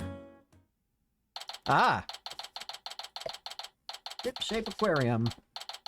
Aqua tunnel. Hey, Detective Fulbright's gone. It looks like the police investigation is over too. That's too bad. I was hoping to get a little more out of him. Yo, ho, ho, cleaner? Feeder? That's right. Who's this? Yo, go, why are you hiding from me? I'm searching all around like this be a bad dream. Is that somebody rapping? Oh, hello. Rifle, sometimes yo, Rifle, just come back to me. We can be together and sing cree cree cree. What's with this guy rapping and making strange bird sounds? Yikes! Who's there? You didn't hear me rapping, did you? Yeah, well, maybe. Yeah, just do me a favor and pretend you didn't hear nothing. I'm Bass. And who might you be? I'm Marlon Rhymes. I'm an animal keeper here. But the aquarium is already closed today. At least I'm pretty sure it is. Pretty sure? You don't sound too certain. Oh, are you new here or something? Yeah, well, yeah, that's right. Pretty good guess. So, who are you guys? I'm Phoenix Wright. And I'm Athena Sykes. We're lawyers, and we're gonna represent Orla by taking her case to court and proving she's innocent. Are you serious? You want to fit an orca in court? No, but if you're here for Orla, that must make you friends of Sasha's. Sorry if I came across rude. Sounds like he's friends with Sasha. Sometimes when I'm by myself, I like to rap to pass the time. Especially when I'm around the animals I love. Oh, I love animals too, especially marine creatures like dolphins. I like marine creatures too, but just the ones you can eat. Yeah? Well, people who like animals are good people. That's what I always say. If there's anything I can do for you two, just say the word. I just started working here though, so I don't know how much I can help I can be. Mr. Rhymes seems pretty friendly. Yeah, friendly and agreeable. Hi! You want to look at my badge? I'm new here, so I don't know. I don't really think being new here has anything to do with it in this instance. With this flyer, you can get a penguin sleep mask as the next time you come in. Oh yeah? That'd be nice, especially if it's free. That'd be perfect for taking a nap at the office after going on a run or something. I'd prefer you didn't take naps at the office, actually. Yeah, I feel ya. Sometimes I fall asleep when I'm feeding the animals. I guess only a newbie can truly understand the feelings of another newbie. We're kindred spirits, my sister. Kindred spirits. Two peas in a pod, birds of a feather. I suddenly feel so alone. Nope. How about this? Nope. How about this? Nope. How about this? No. I have to check, okay? Marlon Rhymes. So what exactly do you do here as an animal keeper? Mainly I clean the place and feed the animals. Wiping all this glass takes forever. Yeah, I can tell. My goodness. How are you? Pain to clean, my god. You'd be here forever. I can imagine. This tunnel alone must take most of the day. I also prep the food the animals eat. That's the hardest part of all. You mean, it's really difficult to get the hang of? Nah, I mean, I'm a vegetarian, so cutting fish and mean stuff creeps me out. There's something I never expect to hear from a pirate. The murder. Do you know anything about this incident that took place this morning? Yeah, one of our guests saw what happened and started screaming. I came running, but by the time I got there, I couldn't see the orca or the captain. Speaking of the captain, what was he like? Like a strong captain who could turn a wild bunch of ruffians into some great pirates. He always treated us fairly and equally, human and fish is like. Real deal, man. Hey, what are you crying for? Athena? I'm not crying. It's just, I can feel your heart crying. That's all. Girl, what you talking about? I'm not crying either. I guess I won't mention that his eyes are puffier than a pair of pufferfish. I bet such a vet and Dr. Crab are even more upset by his death. Vet? This aquarium has a resident vet. Yeah. Yo, hold up. I haven't seen Dr. Crab this morning. Staff was supposed to stay put. Night shift been on duty since last night, but they won't let us go home. Sasha even had to get special permission to go out looking for a lawyer this morning. We haven't seen anybody who looks like a vet. Rifle. Were you rapping something about looking for a weapon earlier? A rifle or something? No, not a weapon. Rifle is the name of one of our penguins. Oh, you call him Rifle. A penguin? Why would you name a penguin something like that? Hoy! Yo! Yo! Yo ho ho! Prep for the bout, prep for the war, little A rifle gonna even the score. Y'all think you can escape with your pride? You just gonna be straight up denied. Yo! Yo! Yo ho ho! Okay. Anyway, that's what she likes. Like, so we named her Rifle. Wait, she likes she likes rifles? Sorry, whenever I say sniper rifle. Okay, but did you have to wrap it? This is how I roll. Does Rifle wear a backpack by any chance? Yeah, that's fun. So you've seen her, huh? She's always running away. She's such a good runner, we decided to put her to work delivering flyers. Do you really want a dangerous penguin like that running loose? Oh, Rifle's not dangerous. She only attacks people she doesn't like. When we ran into her earlier, she didn't attack us. She straight up ignored us, actually. Hey, I have an idea. If you run a Rifle again, would you mind feeding her for me? She didn't come back to the pool after feeding time like usual, so I've been looking for her. She loves to smell fish, so she might come over to you if you have some. Oh, I would love to feed a penguin. That'd be okay, right, boss? I don't mind, as long as you carry the fish. A large quantity of fish for feeding Rifle the penguin. Not surprisingly, it has a horribly fishy smell. Ew, not so fishy. Really? What a shocker. Oh yeah, besides Rifle, I've been looking for the small fry too. Small fry? Is that our penguin? Nah, she's a friend I made. A high school girl. She went off looking for Rifle somewhere and hasn't been back. Is she your girlfriend? What? Nah, no way. Sergeant's the one I... See, I like Miss Buckler, do you? Well, I really suspect her, you know? We have different tastes in music, but I admire the way she lives her life. It's not like I like her. It's more complicated than that. I'm pretty sure that all adds up to like. She tries to put up a brave face. But I think the captain's death is in her hardest of all. After all, it was her human show partner that got killed by the orca. So you think Orla really did it? Well, I can understand how Sasha feels. But she's the only one of us who doesn't think the orca did it. Oh, I see. I guess it isn't easy to believe in somebody who can't even speak up for herself. Anyway, let me know if you see Rifle or Small Fry, alright? Small Fry said she was gonna go check the orca pool. Maybe we'll head back there then. Hello? Shipshape Aquarium, Orca Pool. Huh? There's something on the left side of the pool that wasn't there before. Oh, what's that? It looks like an electronic sword. Hey, you're back. Hi, Sasha. What's with this strange sword here? Oh, that's a walkie-talkie. It's probably Rifle's. Rifle can use a walkie-talkie?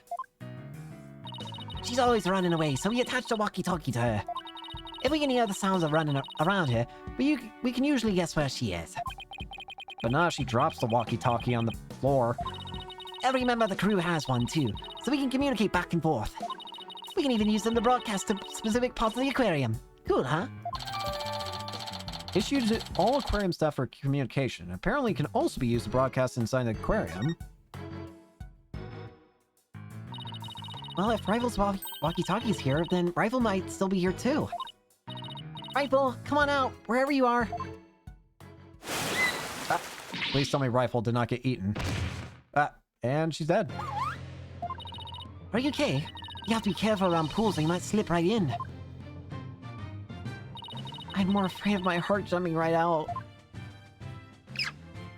Oh, hey. Hey, who's that riding on Orla? Isn't that Rifle? Hey, you're right. Come here, Rifle. Hey. You ignored me again. Why doesn't that penguin like me? Ah!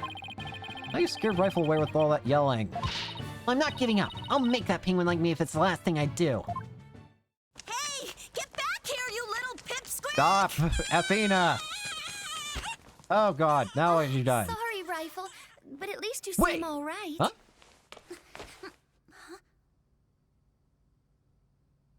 Wait! Oh, Hey! Is that you, Pearl? Pearl! Hey, it's Pearls? Oh, Mr. Nick, I haven't seen you in ages. Must be the small frame Mr. Rhymes was talking about? Congratulations on your return to lawyering. I've been thinking about stopping by your office for a visit to congratulate you. This is Pearl Fay. I call her Pearls. She may dress a little funny. And that's because she's a spirit medium. A real prodigy with great power at that. I known her since she was little, and she sometimes comes to this office to visit.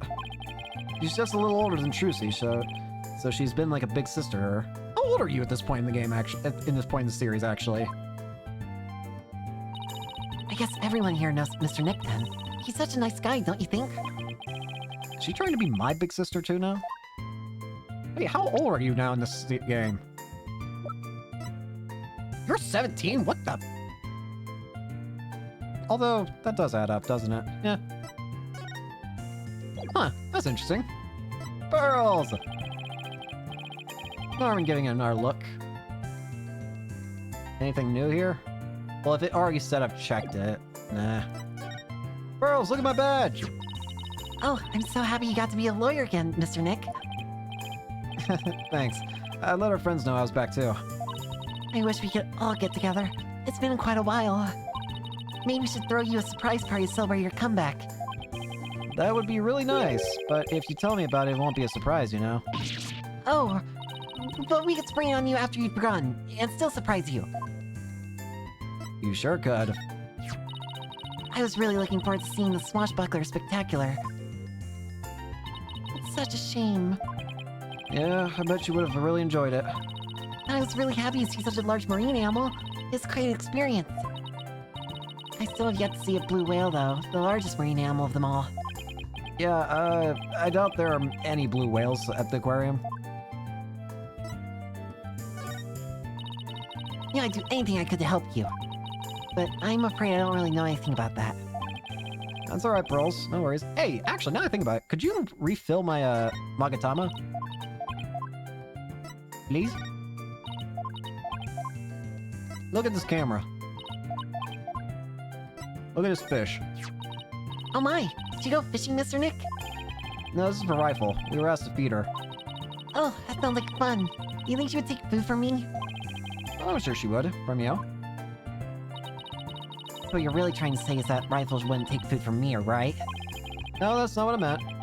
That is what I meant, though. I won't be bested. Curly, it's on. What? What's on? Now, Athena. Let's be adults here about this. You got poor Pearl's all confused. How's it going? Pearl Faye. What are you doing here, Pearls? My summer camp is here on a field trip. I've never been to such a big aquarium before, so I was really looking forward to it.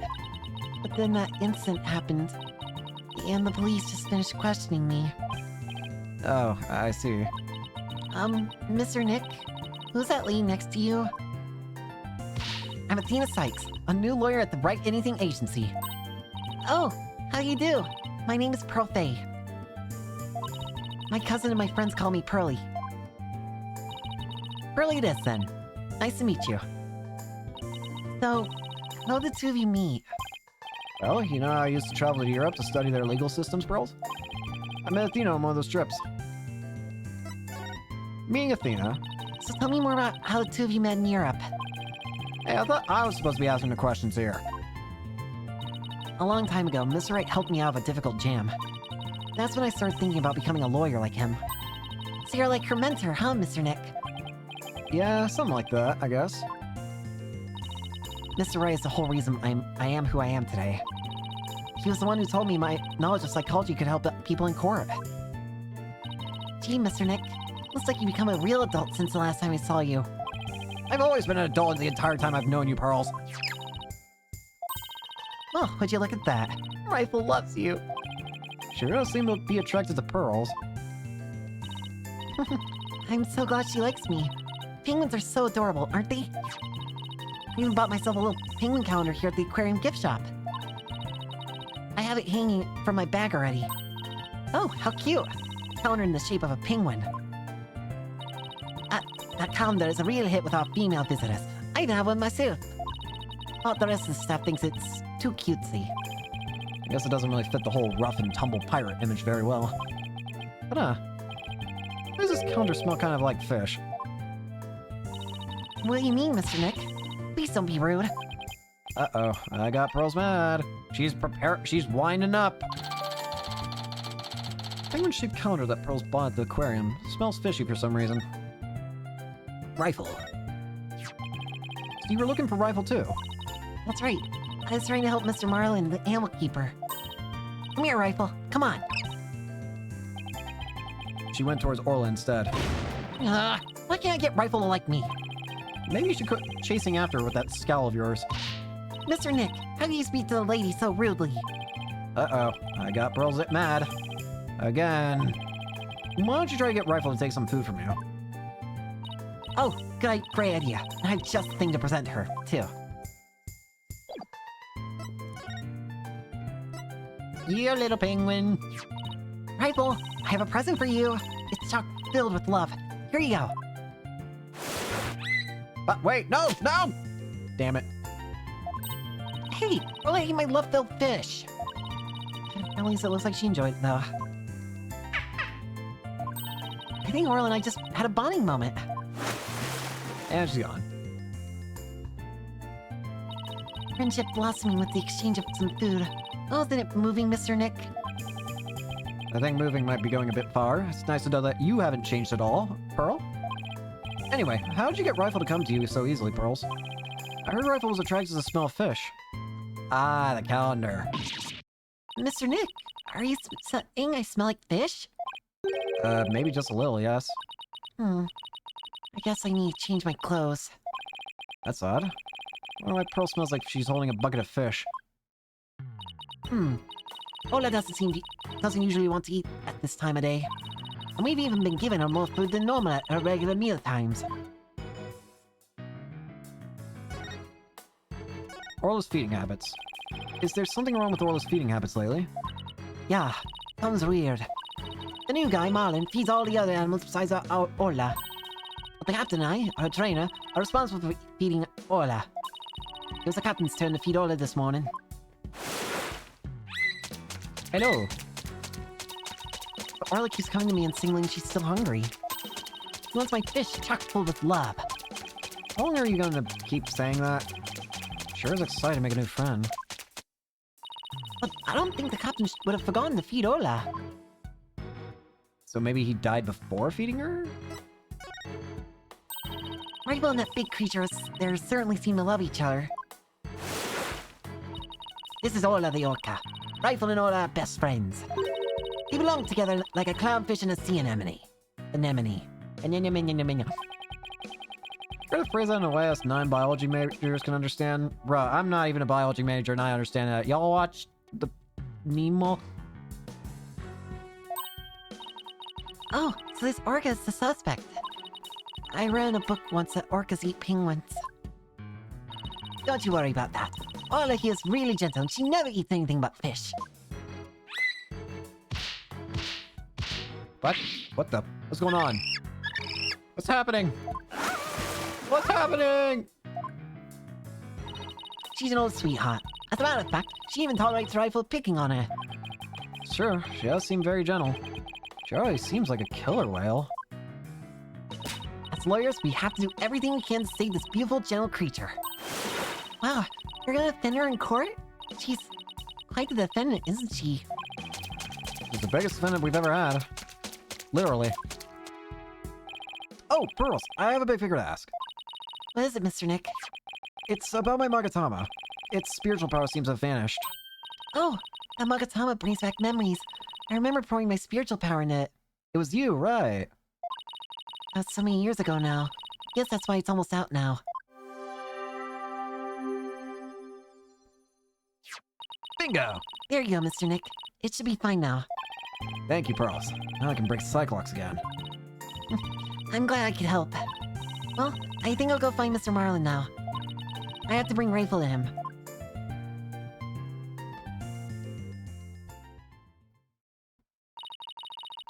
Probably sure seems right at home at this aquarium. You're right. But didn't she say this was her first time here? Apparently, that girl was in the staff corridor earlier this morning. That's why the detective was up questioning her. What was Pearls doing in the staff corridor?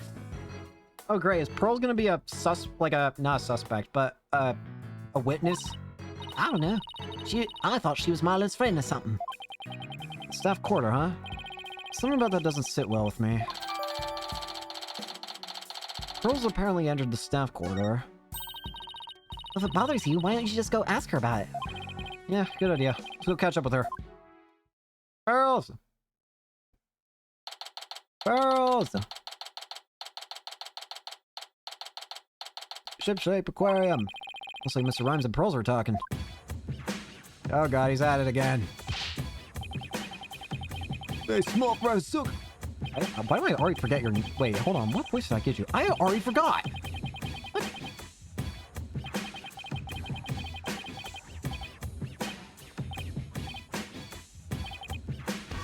Thank you. It was my pleasure. See you again sometime, Rifle. Okay, let's go, Rifle. See you, small fry. Oh, Mr. Nick, I didn't see you there. Pearl! Isn't it cute? I really love this calendar. It's shaped like a penguin. It is pretty cute, isn't it? Maybe I should buy a calendar for the office before I leave. I always run out of room to write appointments in my planner. Why don't you just put your appointments on your phone? I'm not very good at using electronic devices. Oh, neither am I. We have something in common. Common? Oh, now I feel left out. Welcome to my world. Pearls, what's your relation to Rhymes? Hey, Pearly, you and Mr. Rhymes seem to be really good friends. Could you tell us more about your relationship? Well, Pearls! You of all people should know this! Pearls, why do I see a Cyclops? I'm sorry, Mr. Nick. But I really shouldn't talk about it. I don't really feel right about digging into Pearl's affairs. But she was here at the aquarium at the time of the incident. Wherever she's heading could help us out in court. Sorry, Pearls, but I'll have to use my Magatama on you. Alright, Pearls. You ain't gonna escape this one. You may be friends, but I still need the truth. So tell me, Psych-lock. A lock on a person's heart that only I can see. The deeper the secret is hidden, the more locks there will be. Pearls only has one lock, so I should be able to undo it fairly easily. But if I make a mistake, I'll be locked in a loop and won't be able to move forward. Okay, time to give it a try. Relation to Rhymes. Pearls, you have to tell me about your relationship with Mr. Rhymes. Relationship? There is no relationship between Mr. Marlin and me. We're just a visitor to the aquarium and an animal keeper at the aquarium, that's all. There are areas where ordinary visitors to the aquarium don't get to go. You were here before the incident occurred, weren't you? Take that! Yes, that's right. But how'd you know? Someone told me you were there. I got confused and went the wrong way. I didn't know it was a corridor just for the staff. But that's all it was, Mr. Nick. I didn't have anything to do with Mr. Marlin. Sounds reasonable. Guess I better move on to my next topic. Actually, there's something else I've been wondering about, Pearls. Why do you smell like fish? Fish? Well, what makes you think I smell like fish? Well, there's a certain someone who convinced me it wasn't my imagination.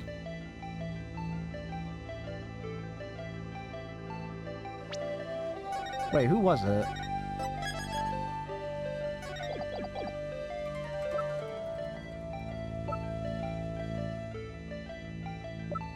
It was the penguin. Take that!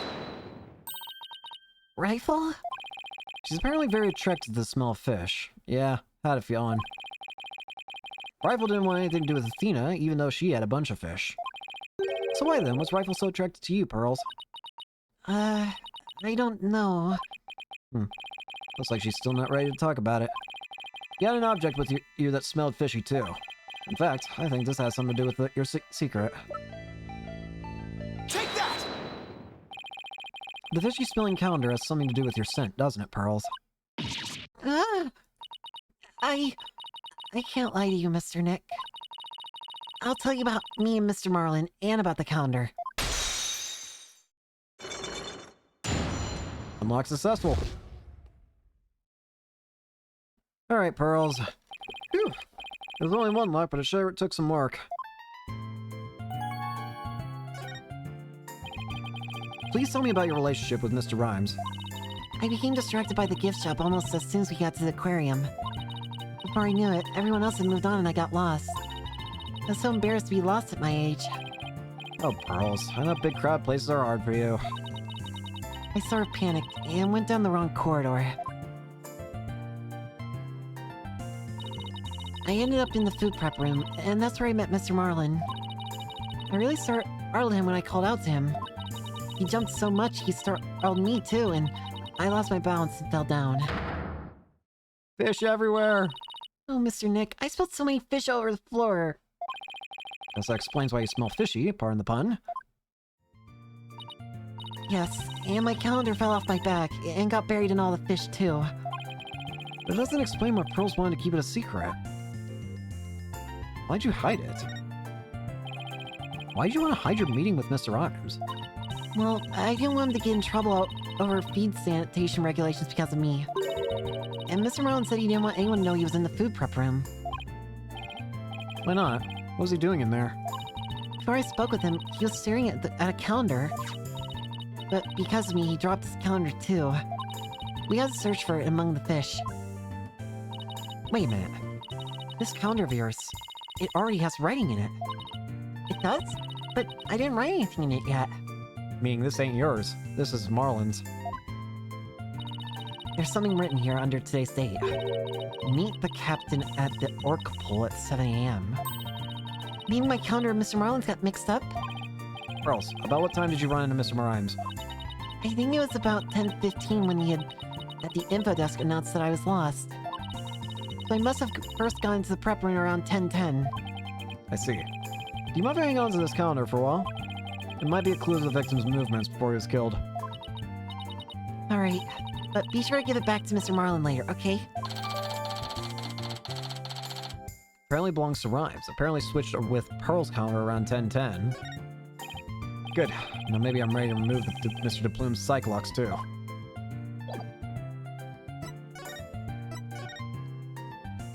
Mr. Plume. if I might ask and question you? You people again, you're becoming quite the nuisance. If that veterinarian won't come out, then I might just have to give up and leave. Veterinarian? Is that the Dr. Crab Mr. Rhymes is talking about? You are correct. He likes to shut himself up in that back room there and won't come out. But I don't think he's even in there today, so I'm about ready to go home. Sure seems to know a lot about the workings of this aquarium. Maybe a little something about the incident this morning, too. Mr. Wright, there's no time to be standing there thinking to yourself. It's time to put your psychedelic clock skills to work and uncover a secret. That's psych locks, Athena. Psych lock. Alright. Let's get to it. 2 psych locks. Why you're here. Mr. Plume, I want you to tell me the secret you're hiding. I'll do nothing of the sort.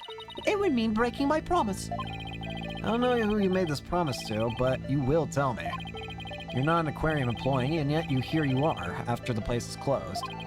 That must mean you're connected to the incident involving the owner somehow. Oh, I don't know anything about the incident involving the owner. No, I think you do. I have a piece of evidence here that suggests you do know something. Take that! According to Detective Fulbright, this shows the orca attacking the victim. And the person in this footage is wearing an outfit just like yours, Mr. Plume. Oh, I suppose there's no hiding this bombshell figure, sir. Yes, it is I. There's one. And I think I can guess why you're here at the aquarium. You aren't simply a visitor to the aquarium. What you really are is... You're a witness to the murder, right?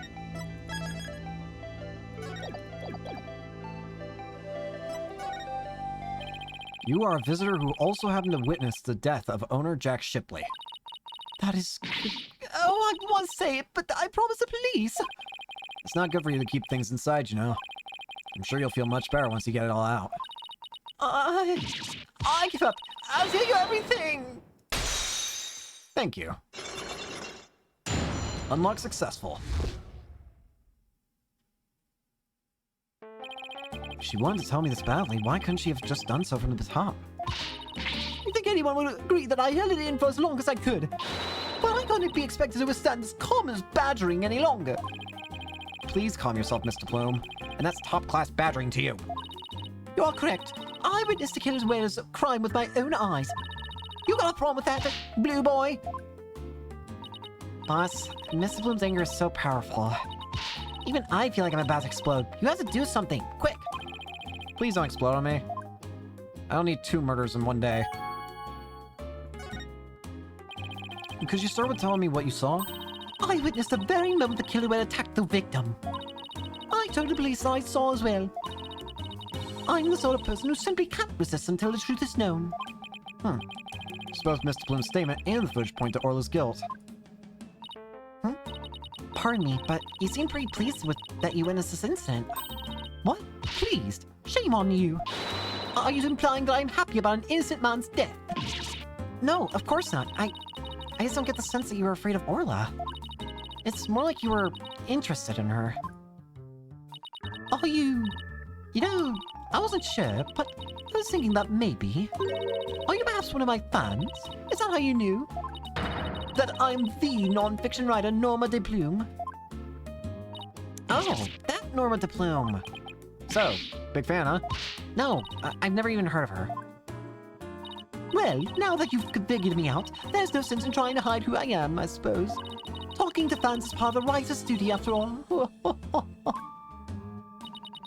But I'm not a fan, I tell you. You know what? Actually, keep up with that lie, Athena. It helps us. So what exactly have you written, Mr. Plume? Oh my, you mean to say you truly aren't right familiar with my work? I write the truth. I take great pride in my craft, you know. So you're a journalist? I've been gathering information on Orla the Killerware for a year now. I've been very worried about Orla's violent tendencies. And today, my concern was proven to be well justified. Orla isn't violent. She has a sweet and gentle soul. The moment you let your guard down with that Killerware. Ship-shaped aquarium has always denied the killer whale's violent streak. But it has been rumored to attack people. But rumors are just rumors. They aren't necessarily true. Yes, I realize that, but I only write the truth. That is why I questioned the owner directly. But he refused to allow my research, and he even had the audacity to say to me, "You're nothing but a nuisance, coming here day after day. Don't ever come back again." Sounds like her research was a bit too much to take. But then, how did you get in here if you've been blacklisted? I have my methods. This lady is shameless. We won't let you speak badly of Orla. We're going to defend her. I'm only stating what I saw with my very own eyes. I came to the aquarium today to observe the killer whale. But on my way into that thing's tank, I heard its cries. You can hear Orla from the visitors' corridor? There are speakers there in that corridor, up near the ceiling. Apparently, that speaker is the so visitors can hear the killer whale's sounds. In any case, I approached the killer whale's tank. I heard its cries. And when I arrived, I saw something terrifying. What did you see? The killer whale stealing the swashbuckling spectacular hat the owner was wearing. And then the moment it bit him and shook him mercilessly to death with his jaws. What? What? Orla bit the owner to death? In justice we trust, I am Sunny here. Hello there. So I take it Mr. Bloom's just finished telling you what she saw. Starts a Fulbright. Guess you've already heard it too. Yep, when we took a statement earlier. As you heard, I'm afraid that accidental death is really the only thing that it could be. Yes, and a dangerous creature like that cannot be allowed to harm anyone ever again. But she's not dangerous. Sorry, but the prosecutor's office said that the case didn't have enough merit to go on to trial. There was one prosecutor, though, who expressed an interest in the case. Really? Then we could have that prosecutor take a look at the investigation reports. Unfortunately, I doubt even he'd take action without evidence of a homicide. Look, I understand how you feel, Mr. Lawyer, but maybe you should give up on this one? Not a chance. We'll just re-examine the crime scene and strengthen our case. Well, if that's your version of justice, I won't stop you. We won't rest until we find proof it wasn't accidental death, Detective. You'll see. Let's go, Mr. Wright. Time to check out that crime scene one more time.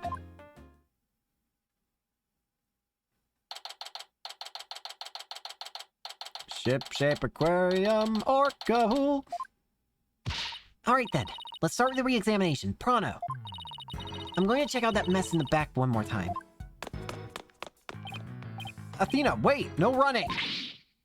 Ah! Are you okay? Didn't look like she tripped, but... Athena? I slipped. Huh? Wait, whoa. Why are you... Huh? Orla? What is it, girl? What's she doing? Uh-oh. Athena! Athena! Are you alright? She crashed and all that stuff behind her. I tried to get out of the way, but all I did was slip and fall. Again. That was a pretty amazing wipeout. You hurt? I'm okay, but why did Orla spike that ball at me? Must be a trick. After all the fish I gave her, I thought she liked me. Maybe she thought you were the main entree? Very funny, boss. In any case, let's give the ball back to Orla. What the? Huh? Looks like everything got shifted around when I fell. Hey, right. There are things now that we couldn't see before. Like another ball. Guess Orla really likes them. Look, there's something new by the outline of the body, too. Better take a good look around. There's something that instantly catches my attention. Instantly. Why is there a bloody coin, if I might ask? What's this? A coin?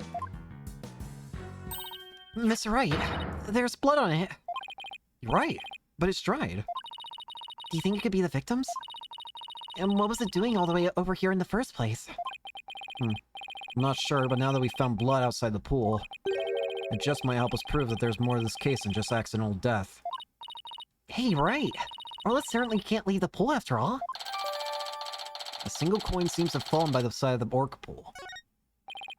Speaking of coins, and take a look at this. There are a few coins around the body here, too. You're right, boss. But where'd they go? They aren't here anymore. You don't think somebody picked them up, do you?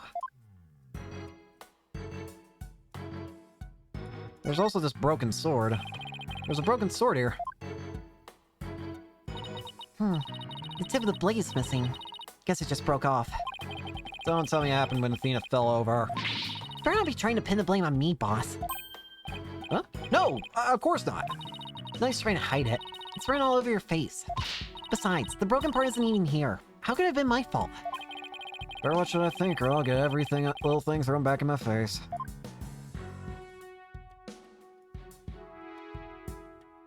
There's a doll here.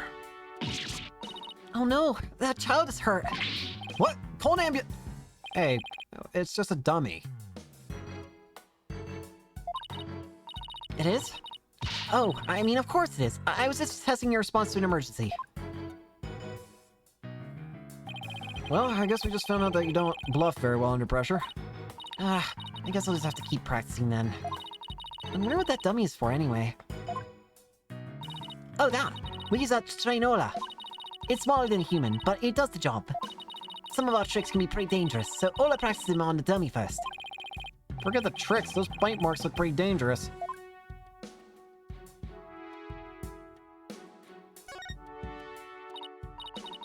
Hey, look at this mark on the floor. What do you suppose it is? That's where we stand when we want to play volleyball with Orla. Volleyball, huh? Yeah, if we stand there, she'll spike the ball right at us. So when Orla spiked the ball at me earlier, that was one of her tricks? It doesn't mean she hates me? Nah, she wanted to play with you. She loves volleyball. She used to play with the captain all the time. Aw, Sasha looks so sad. Okay, time to snap out of it. There's no time to be all dejected and mopey like a blobfish. That's right. Time to put on a smile and stay strong, right? What's a blobfish? Or do I not want to know?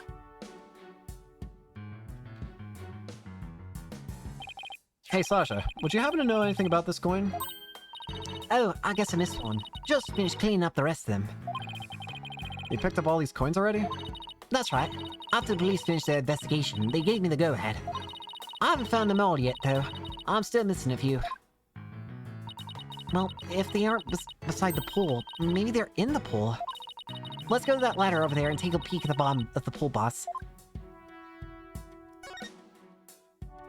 Shall we? Aha! Look! I think I see something on the bottom of this pool. I knew it! Want me to go down and check? You can't jump in dressed like that. You'll drown under the weight of your clothes. No, I won't. I'm a pretty good swimmer, you know. Be that as it may, the pool's really deep. I doubt you can hold your breath that long.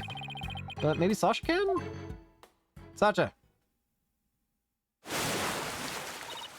Phew! Phoenix, look at all these coins I found at the bottom. Thanks, Sasha. So there really were more of them down there, huh? We seem to be finding them all over. Wonder how many there are altogether. Including the ones I put away, there are 300 of them. They're for the show. Sounds like they'd be heavy. About 7 pounds, I'd say. A little lighter than a stringfish. Well, I better put these coins away where they belong. So 7 pounds of coins scattered across the scene, one of them with blood on it. They have to be related to the case. Where are the blood got on that one coin? Wait a minute. Could it be... Remember how Detective Fulbright said they couldn't find a murder weapon? Well, what if these coins were the weapon? Huh? How can a little coin kill a grown man? Well, one coin by itself isn't much a threat, but 300 coins together could definitely be used as a weapon. All you'd have to do is put them in a bag. If you put 7 pounds of coins in a bag and swung it at somebody, it would make a pretty formidable blunt instrument, wouldn't it? It would explain how blood got on this coin. Oh, I get it. If the bag of coins is the weapon, we can use it to prove Orla's innocence. Weighing 7 pounds total makes it a likely murder weapon. But I don't see anything resembling a coin bag around here. maybe the killer took it with them. Yeah, it would certainly make it look like Orla did if they did. You know what I think, Mr. Wright? The blood coin alone should be enough to prove this might have been a murder. I agree. It's just the possibility of a human killer rather than Orla. Yes! This is just what we needed! Let's go show this coin to Detective Fulbright and Mr. Bloom right away. Good idea. So they're still at the pub of danger. Let's go. Guys! I found something! Oh, you're here. You're back. So, did you find anything? Of course he didn't. Remember, even if you don't succeed, it's the effort you make that's important. Is he trying to console me? Let's show you the evidence we found. The one that points to the human culprit. Right, because we won't let Orla be put down. So, would you all like to take a look at a bloody coin? Please take a look at this blood-stained coin. Ah! Cease and desist at once! What kind of man shows a lady blood? She doesn't have to get so worked up. What are you terrorizing this lady with? Come on now, let's see it. We found this coin beside the orca pool. We did see a large number of coins beside the pool, but not one with blood on it. We just learned that there's 300 of these weighing about 7 pounds in total. Now, what do you suppose would happen if the person was assaulted with that many coins? What? So you're saying the coins may have been used like some kind of blunt weapon? If the blood belongs to the victim, then yes, that's entirely possible. But I wouldn't call it decisive proof that the real culprit was human. You wouldn't? Why not? Because there'd have to be something to put the coins in to make them into a weapon. Without that something, it's just not going to be enough to pass muster. But I will say your theory does seem to warrant further investigation. I'll call the prosecutor's office and ask to reinvestigate from a possible criminal angle. You will? Thank you very much. I really hope Detective Fulbright can convince them. Alright, I'm back. You won't believe the answer I got. When I explained your passion for this case and the police's investigation, they said that the prosecutor I mentioned earlier would be willing to take this to court. Really? So does that mean that a new suspect has emerged? No, I'm afraid not.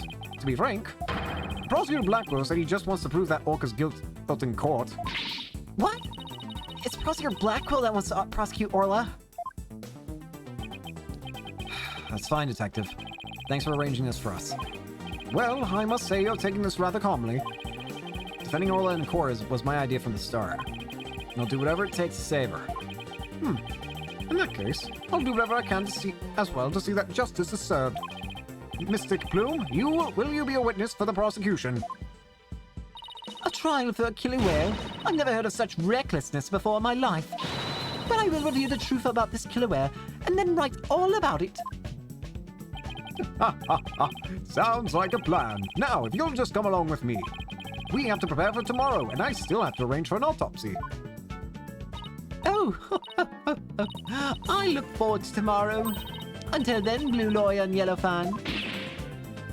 Don't shoot me.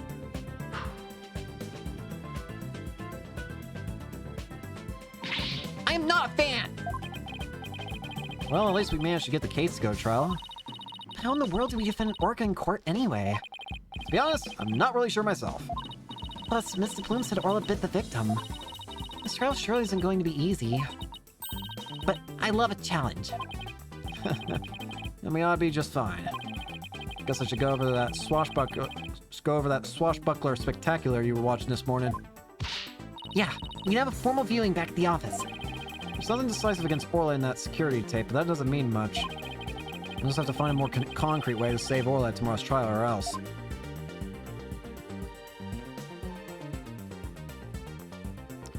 Still got some time to go. Let's continue for a bit. Let's save the current progress.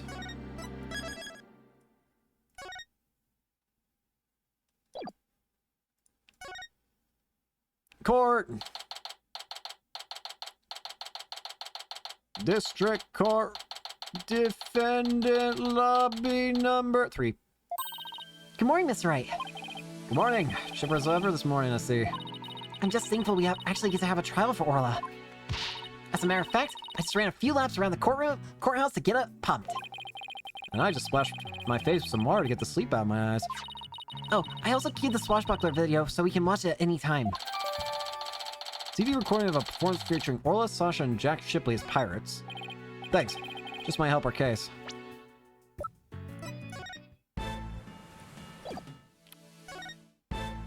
Oh, is it just the beginning aspect?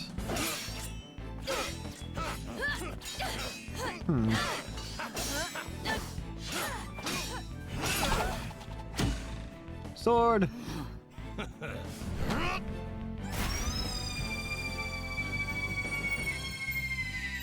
Captain Orla! Ye made it just in time! Smack!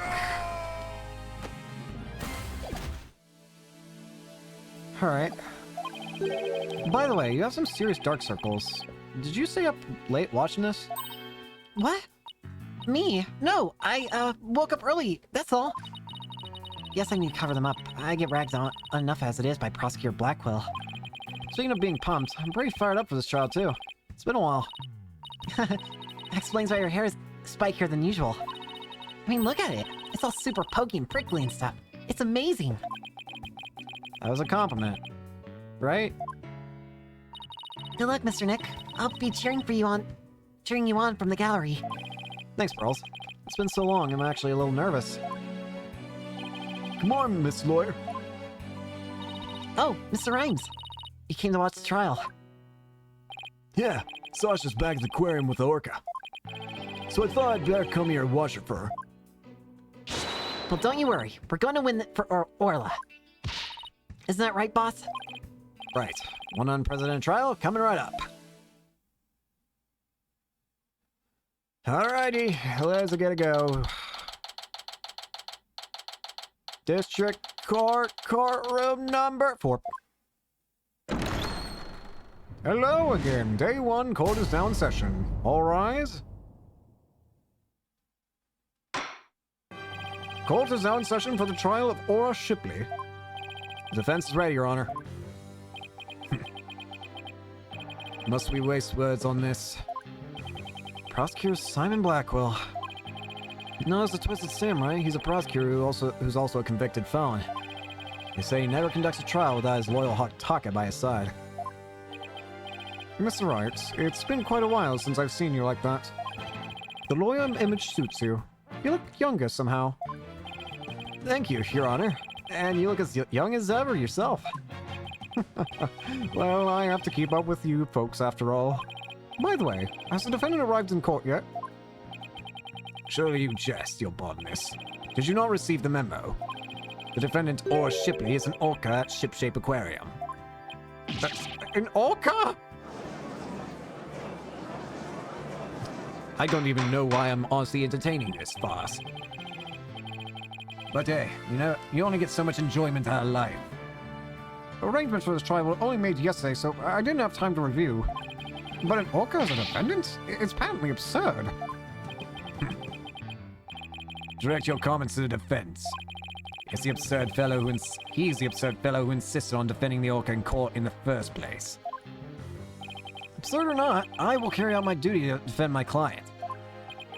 Your duty to defend your crying ant? Don't you mean your crying orca, Mr. Wright? If we are to proceed, we must treat the orca as we would any other defendant. Every soul, be it man or beast, is of equal value. The question is whether that soul is painted in black or white. Take Tonka, for example. He's as human in spirit as you or I. Aw, look how cute he is. The real question is, am I in for more pain, as always? Orca or not, I suppose the defendant is still a defendant. And I vow to render my verdict fairly and impartially. Ahem. Now then, Prosecutor Blackwell, your opening statement, please. I suppose I can hardly leave it to someone who knew nothing of the defendant. Very well. Listen carefully. The orca murdered the owner of Shipshape Aquarium in the aquarium's orca pool. The orca apparently toyed with the victim mercilessly as he died. A sadistic orca? What a chilling thought. And where exactly is this defendant now? Inside this. A cell phone, Prosecutor Blackwell? Time marches on, Your Boldness, with or without us. I borrowed this TV phone from the aquarium, which will allow us to interact with the orca. A TV phone? Very well. Record accepts into evidence. A cell phone used by Shipshape Aquarium staff. The model can connect to TVs and be used to conduct teleconferencing.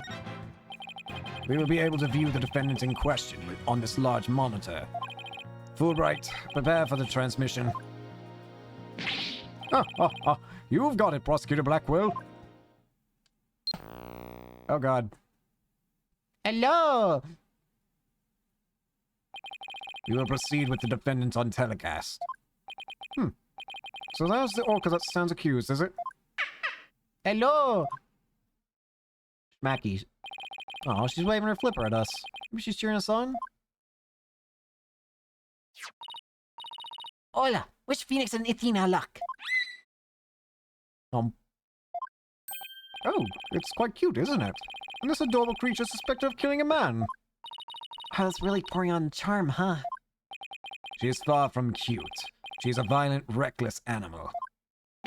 That's right. The name's Bobby Fulbright, and I'll take over for explaining from here. Now, if I could direct your attention to this diagram of the crime scene. Following the report of an orca attack, we police raced on over to Shipshape Aquarium. We found a guest who says she saw the orca and the victim from the visitors corridor. And now that I think about it, why did police get called first to take on an orca? Don't they have, like...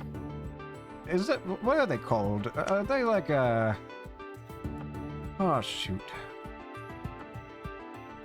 I don't know, isn't there people who are more suited to this? I don't know if cops are accustomed to dealing with orcas. As the witness was watching, the orca suddenly went crazy and attacked the victim. The orca was the only one there, therefore no one else could have committed the crime. It's not quite finished, but I have a portion of the autopsy report here. Instant death from a brain contusion. There are signs of blunt force trauma all over. Can't imagine the terror of being attacked underwater by such a large creature. Under investigation is the time of death. Bruised all over body. Death thought to be a result of orca attack. But attack it did. Prepare yourself for the grisly details, your baldness. The prosecution moves to introduce our witness, Fulbright. You got it, Prosecutor Blackwell. In justice we trust. One brave lady whose fine sense of justice compelled her to speak, coming right up. Hi. How dare you make me wait? Don't you know I'm a busy woman? I could have written an entire book for all of the time I spent in that lobby. Prosecutor Blackwell? Well? I am Norma de Bloom, and I am a non-fiction writer. Am I the only one who isn't telepathic here? Looks like she can read into people's words just as well as I can read into people's hearts. Not everything needs to be a competition. Not everything needs to be a competition, Athena. Mr. Wright, why'd you sound like me for a second? Shut up. What? Norma de Plume! That great non-fiction writer, Miss Norma de Plume herself. I've read all of your works and enjoyed them immensely. Your million-seller The Great Grief of the Great Thief is one of my favorites. Great Grief of the Great Thief. You wouldn't happen to be talking about a certain Ron guy, right? Like a Ron guy who, like, who was a great thief? Oh, are you a fan, Your Honor? I could give you my autograph if you like. Wait a second. I could swear you looked much different in the photos in your book. Well, I used ones from 10 years ago in my book so that the paparazzi won't harass me. The judge seems so shocked. Visual disconnect must be really doing a number on his honor's head. Could we get started, please? If I find you to be lacking as a judge, you will see your debut in my books. There's such harsh comments. You really must be the real Norma de Plume. I know Mr. Plume is so famous. Enough jabbering. Tell the court what you saw and keep it brief. I would thank you for not order me around. I am perfectly willing to tell everyone what I witnessed. It was the moment of the murder. Very well, then. Please proceed with your testimony. Let's go, de Plume. The moment of the murder. I went to Shipshape Aquarium to see the killer whale. As I was watching the killer whale from the visitor's quarter, it suddenly went crazy. I saw the killer whale bite the victim to death with its huge mouth and deadly teeth. Attempting to remain calm, I reported the incident to the police immediately. An adorable defendant really did all that. He must be much more vicious than it looks.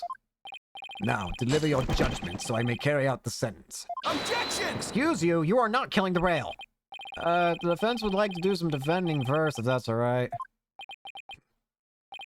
Must you drag this out with your tomfoolery? Hold it! Bruh. Defense always has a right to cross-examine the witness, you know. Fellow inmate told me just this morning. If you want something signed, all you need is the document and a witness. Let me guess, they were convicted for contract fraud, right? All we need in this case is the evidence and a witness to convict. It's as simple as that.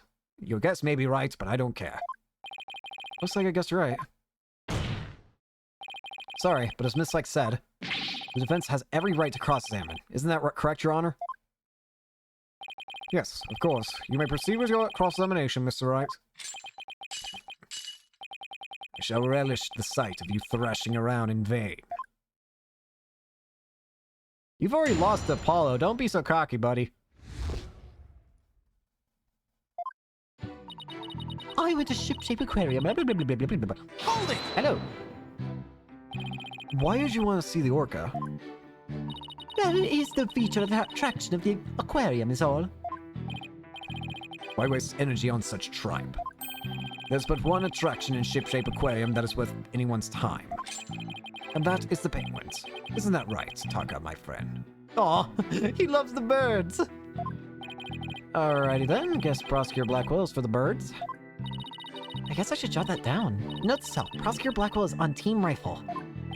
And so you went to see the orca in its tank. I like that we just get told what he likes. Yes, that's right.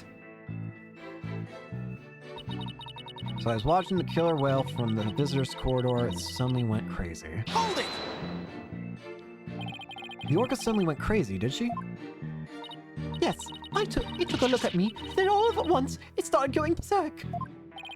Did she do anything to make her angry?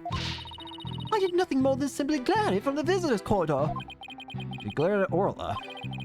And that's what caused her to go berserk. Objection! The reason the defendant went mad is not the issue here. Only what she did once she entered that state.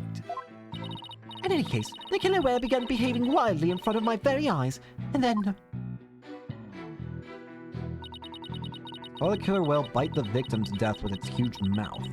Deadly teeth. Hold it! So you're saying you saw the very moment of the victim's death? That's exactly what I'm saying. Oh, it was simply dreadful. It was frightening as losing one's manuscript just before the deadline. I suppose for a writer that would be pretty terrifying. I witnessed the killer whale's horrific act, and I knew I had to do something, so... Actually, about that, you're wrong. So, you saw the killer whale bite the victim to death with its huge mouth and deadly teeth. Fascinating, huh? And yet, that's not how the victim died at all, right? Didn't the victim die by, you know, blunt? Objection! It would seem that you were mistaken, Mr. Plume.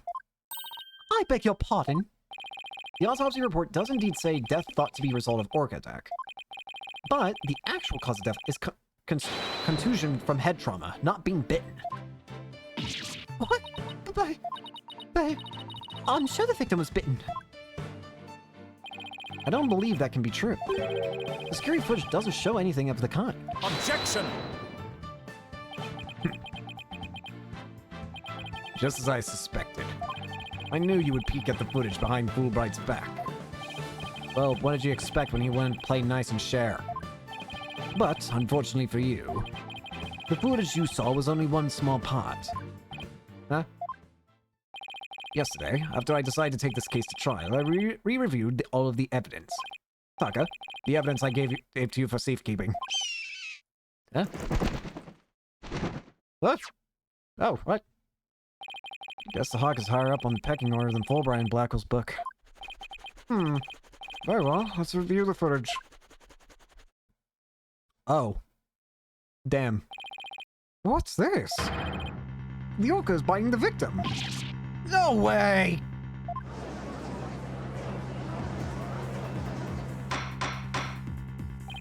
I have to say, this appears to be very damning evidence. Gosh dang it. No, I can't believe Orla really bit him. There's more. Look at this. This photograph was taken while the body was being examined. There seems to be a strange bruise on the victim's right wrist. I'll have the crimes lab examine the bruise and calculate its relevance to the case at hand. What's important right now is evidence that points to the orca as the killer. Look at the left side of the body. See that orca's tooth marks in the victim's clothes? Yes, they do appear to suggest that she did in fact bite the victim. Crap. Bad. I told you so. And then the killer whale swam up toward the surface with the victim in its mouth. Objection! However, in the autopsy report, the cause of death is contusion from head trauma. Objection! You are much too impetuous, right, Dono?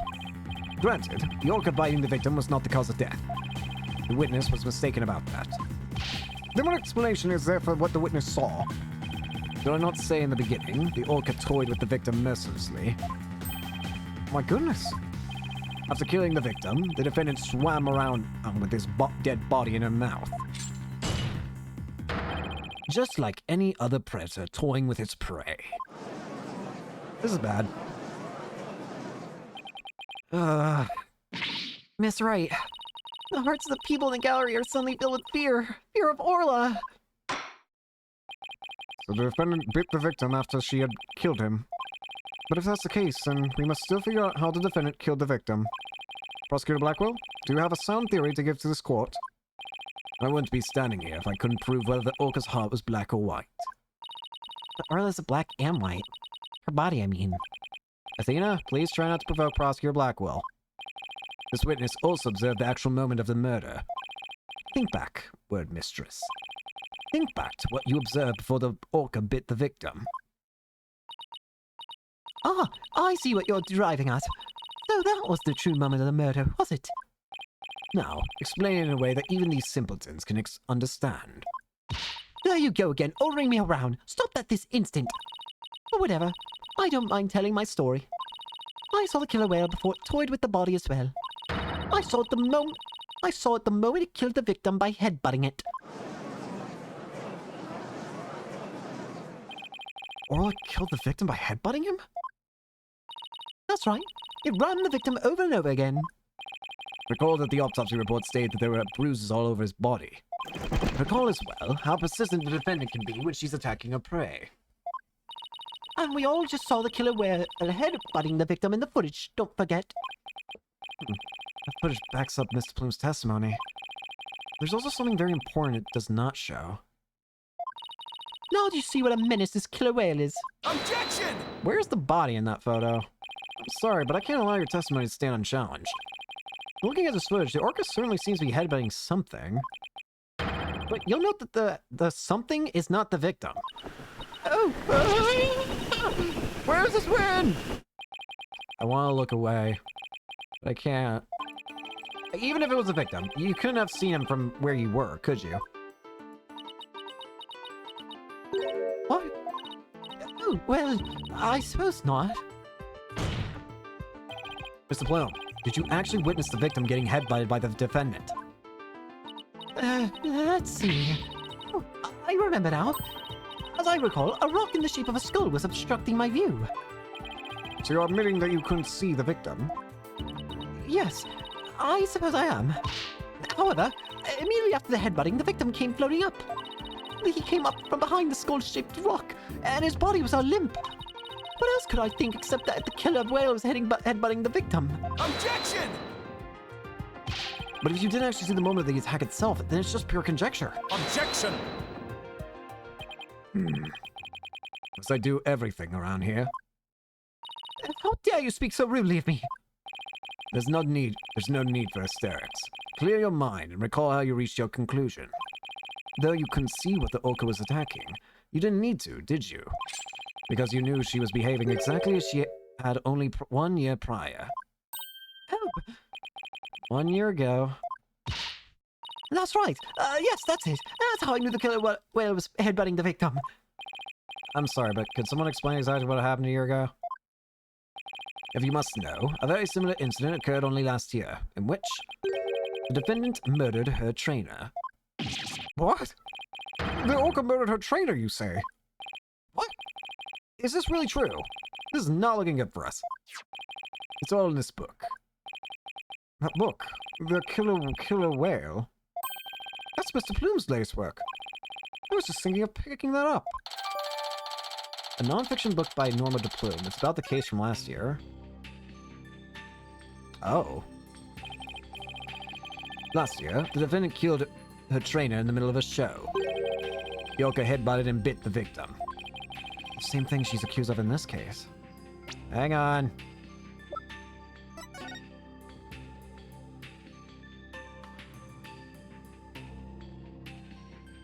A sword walkie-talkie? Hang on. Oh, can't check it. Is there one here?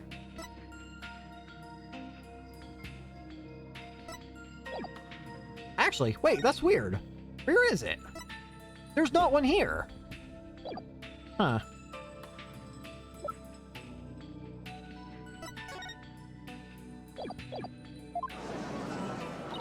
That orca killed 2 people! That thing's a menace! Guilty! Guilty, I say! I never want to go to the beach again! Oh, everyone's even more convinced that Orla did it. You're doing so well, but now... Not everyone in the room has a bad impression of Orla. I want to think she did it. It's hard to keep on believing in somebody who can't even tell me her side. Phoenix, Athena, you gotta believe in Orla.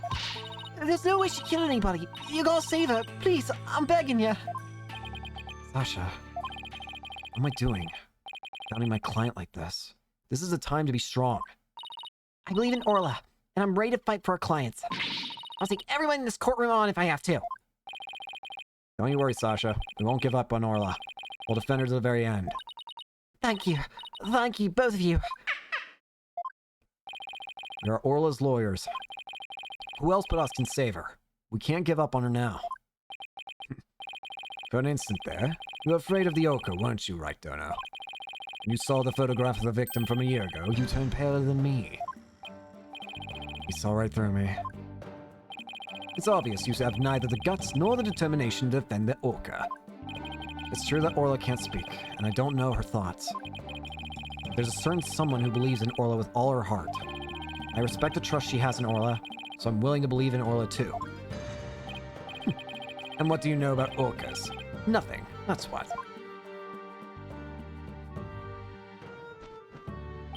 So, allow me to fill you in. Do you have any idea why orcas are also called killer whales? Because they are cunning and merciless predators that hunt and kill even true whales. So killer whales really are killers. What terrifying creatures indeed. I can't bear to hear any more of such rubbish as trusting a killer. Can you, your boldness? Now, no matter what you say, I will continue to believe. I don't give up that easily, you know. Good. You don't know when to give up, do you? Very well. I shall give you a chance to prove just how determined you are. Witness, spare no quarter and lay the full truth on them. Oh, but of course, that is what I do after all. Prosecutor Blackwell, what will you have the witness testify about? I shall have her testify about what she saw and what she heard. What she heard? Very well. Mr. Bloom, please tell the court what you saw and what you heard.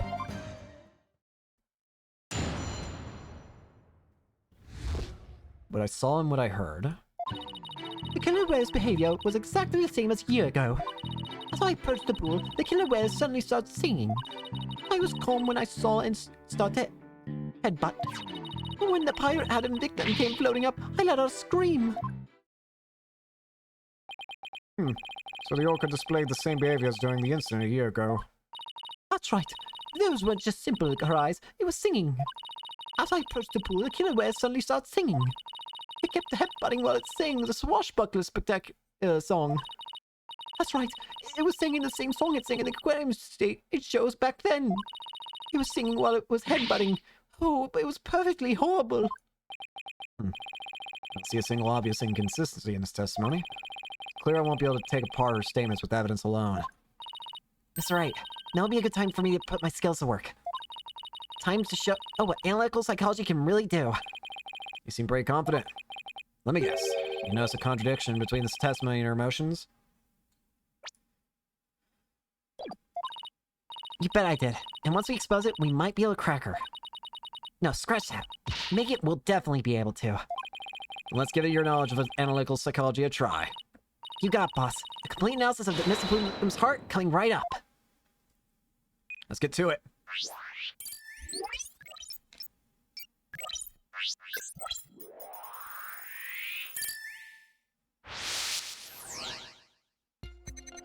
Or rather, I would say we would get to it, but first, or rather, not now, I should say. For now, we're going to go ahead and end the stream here. Thank you all so much for watching, I hope you enjoyed, and I hope to see you all later. Peace.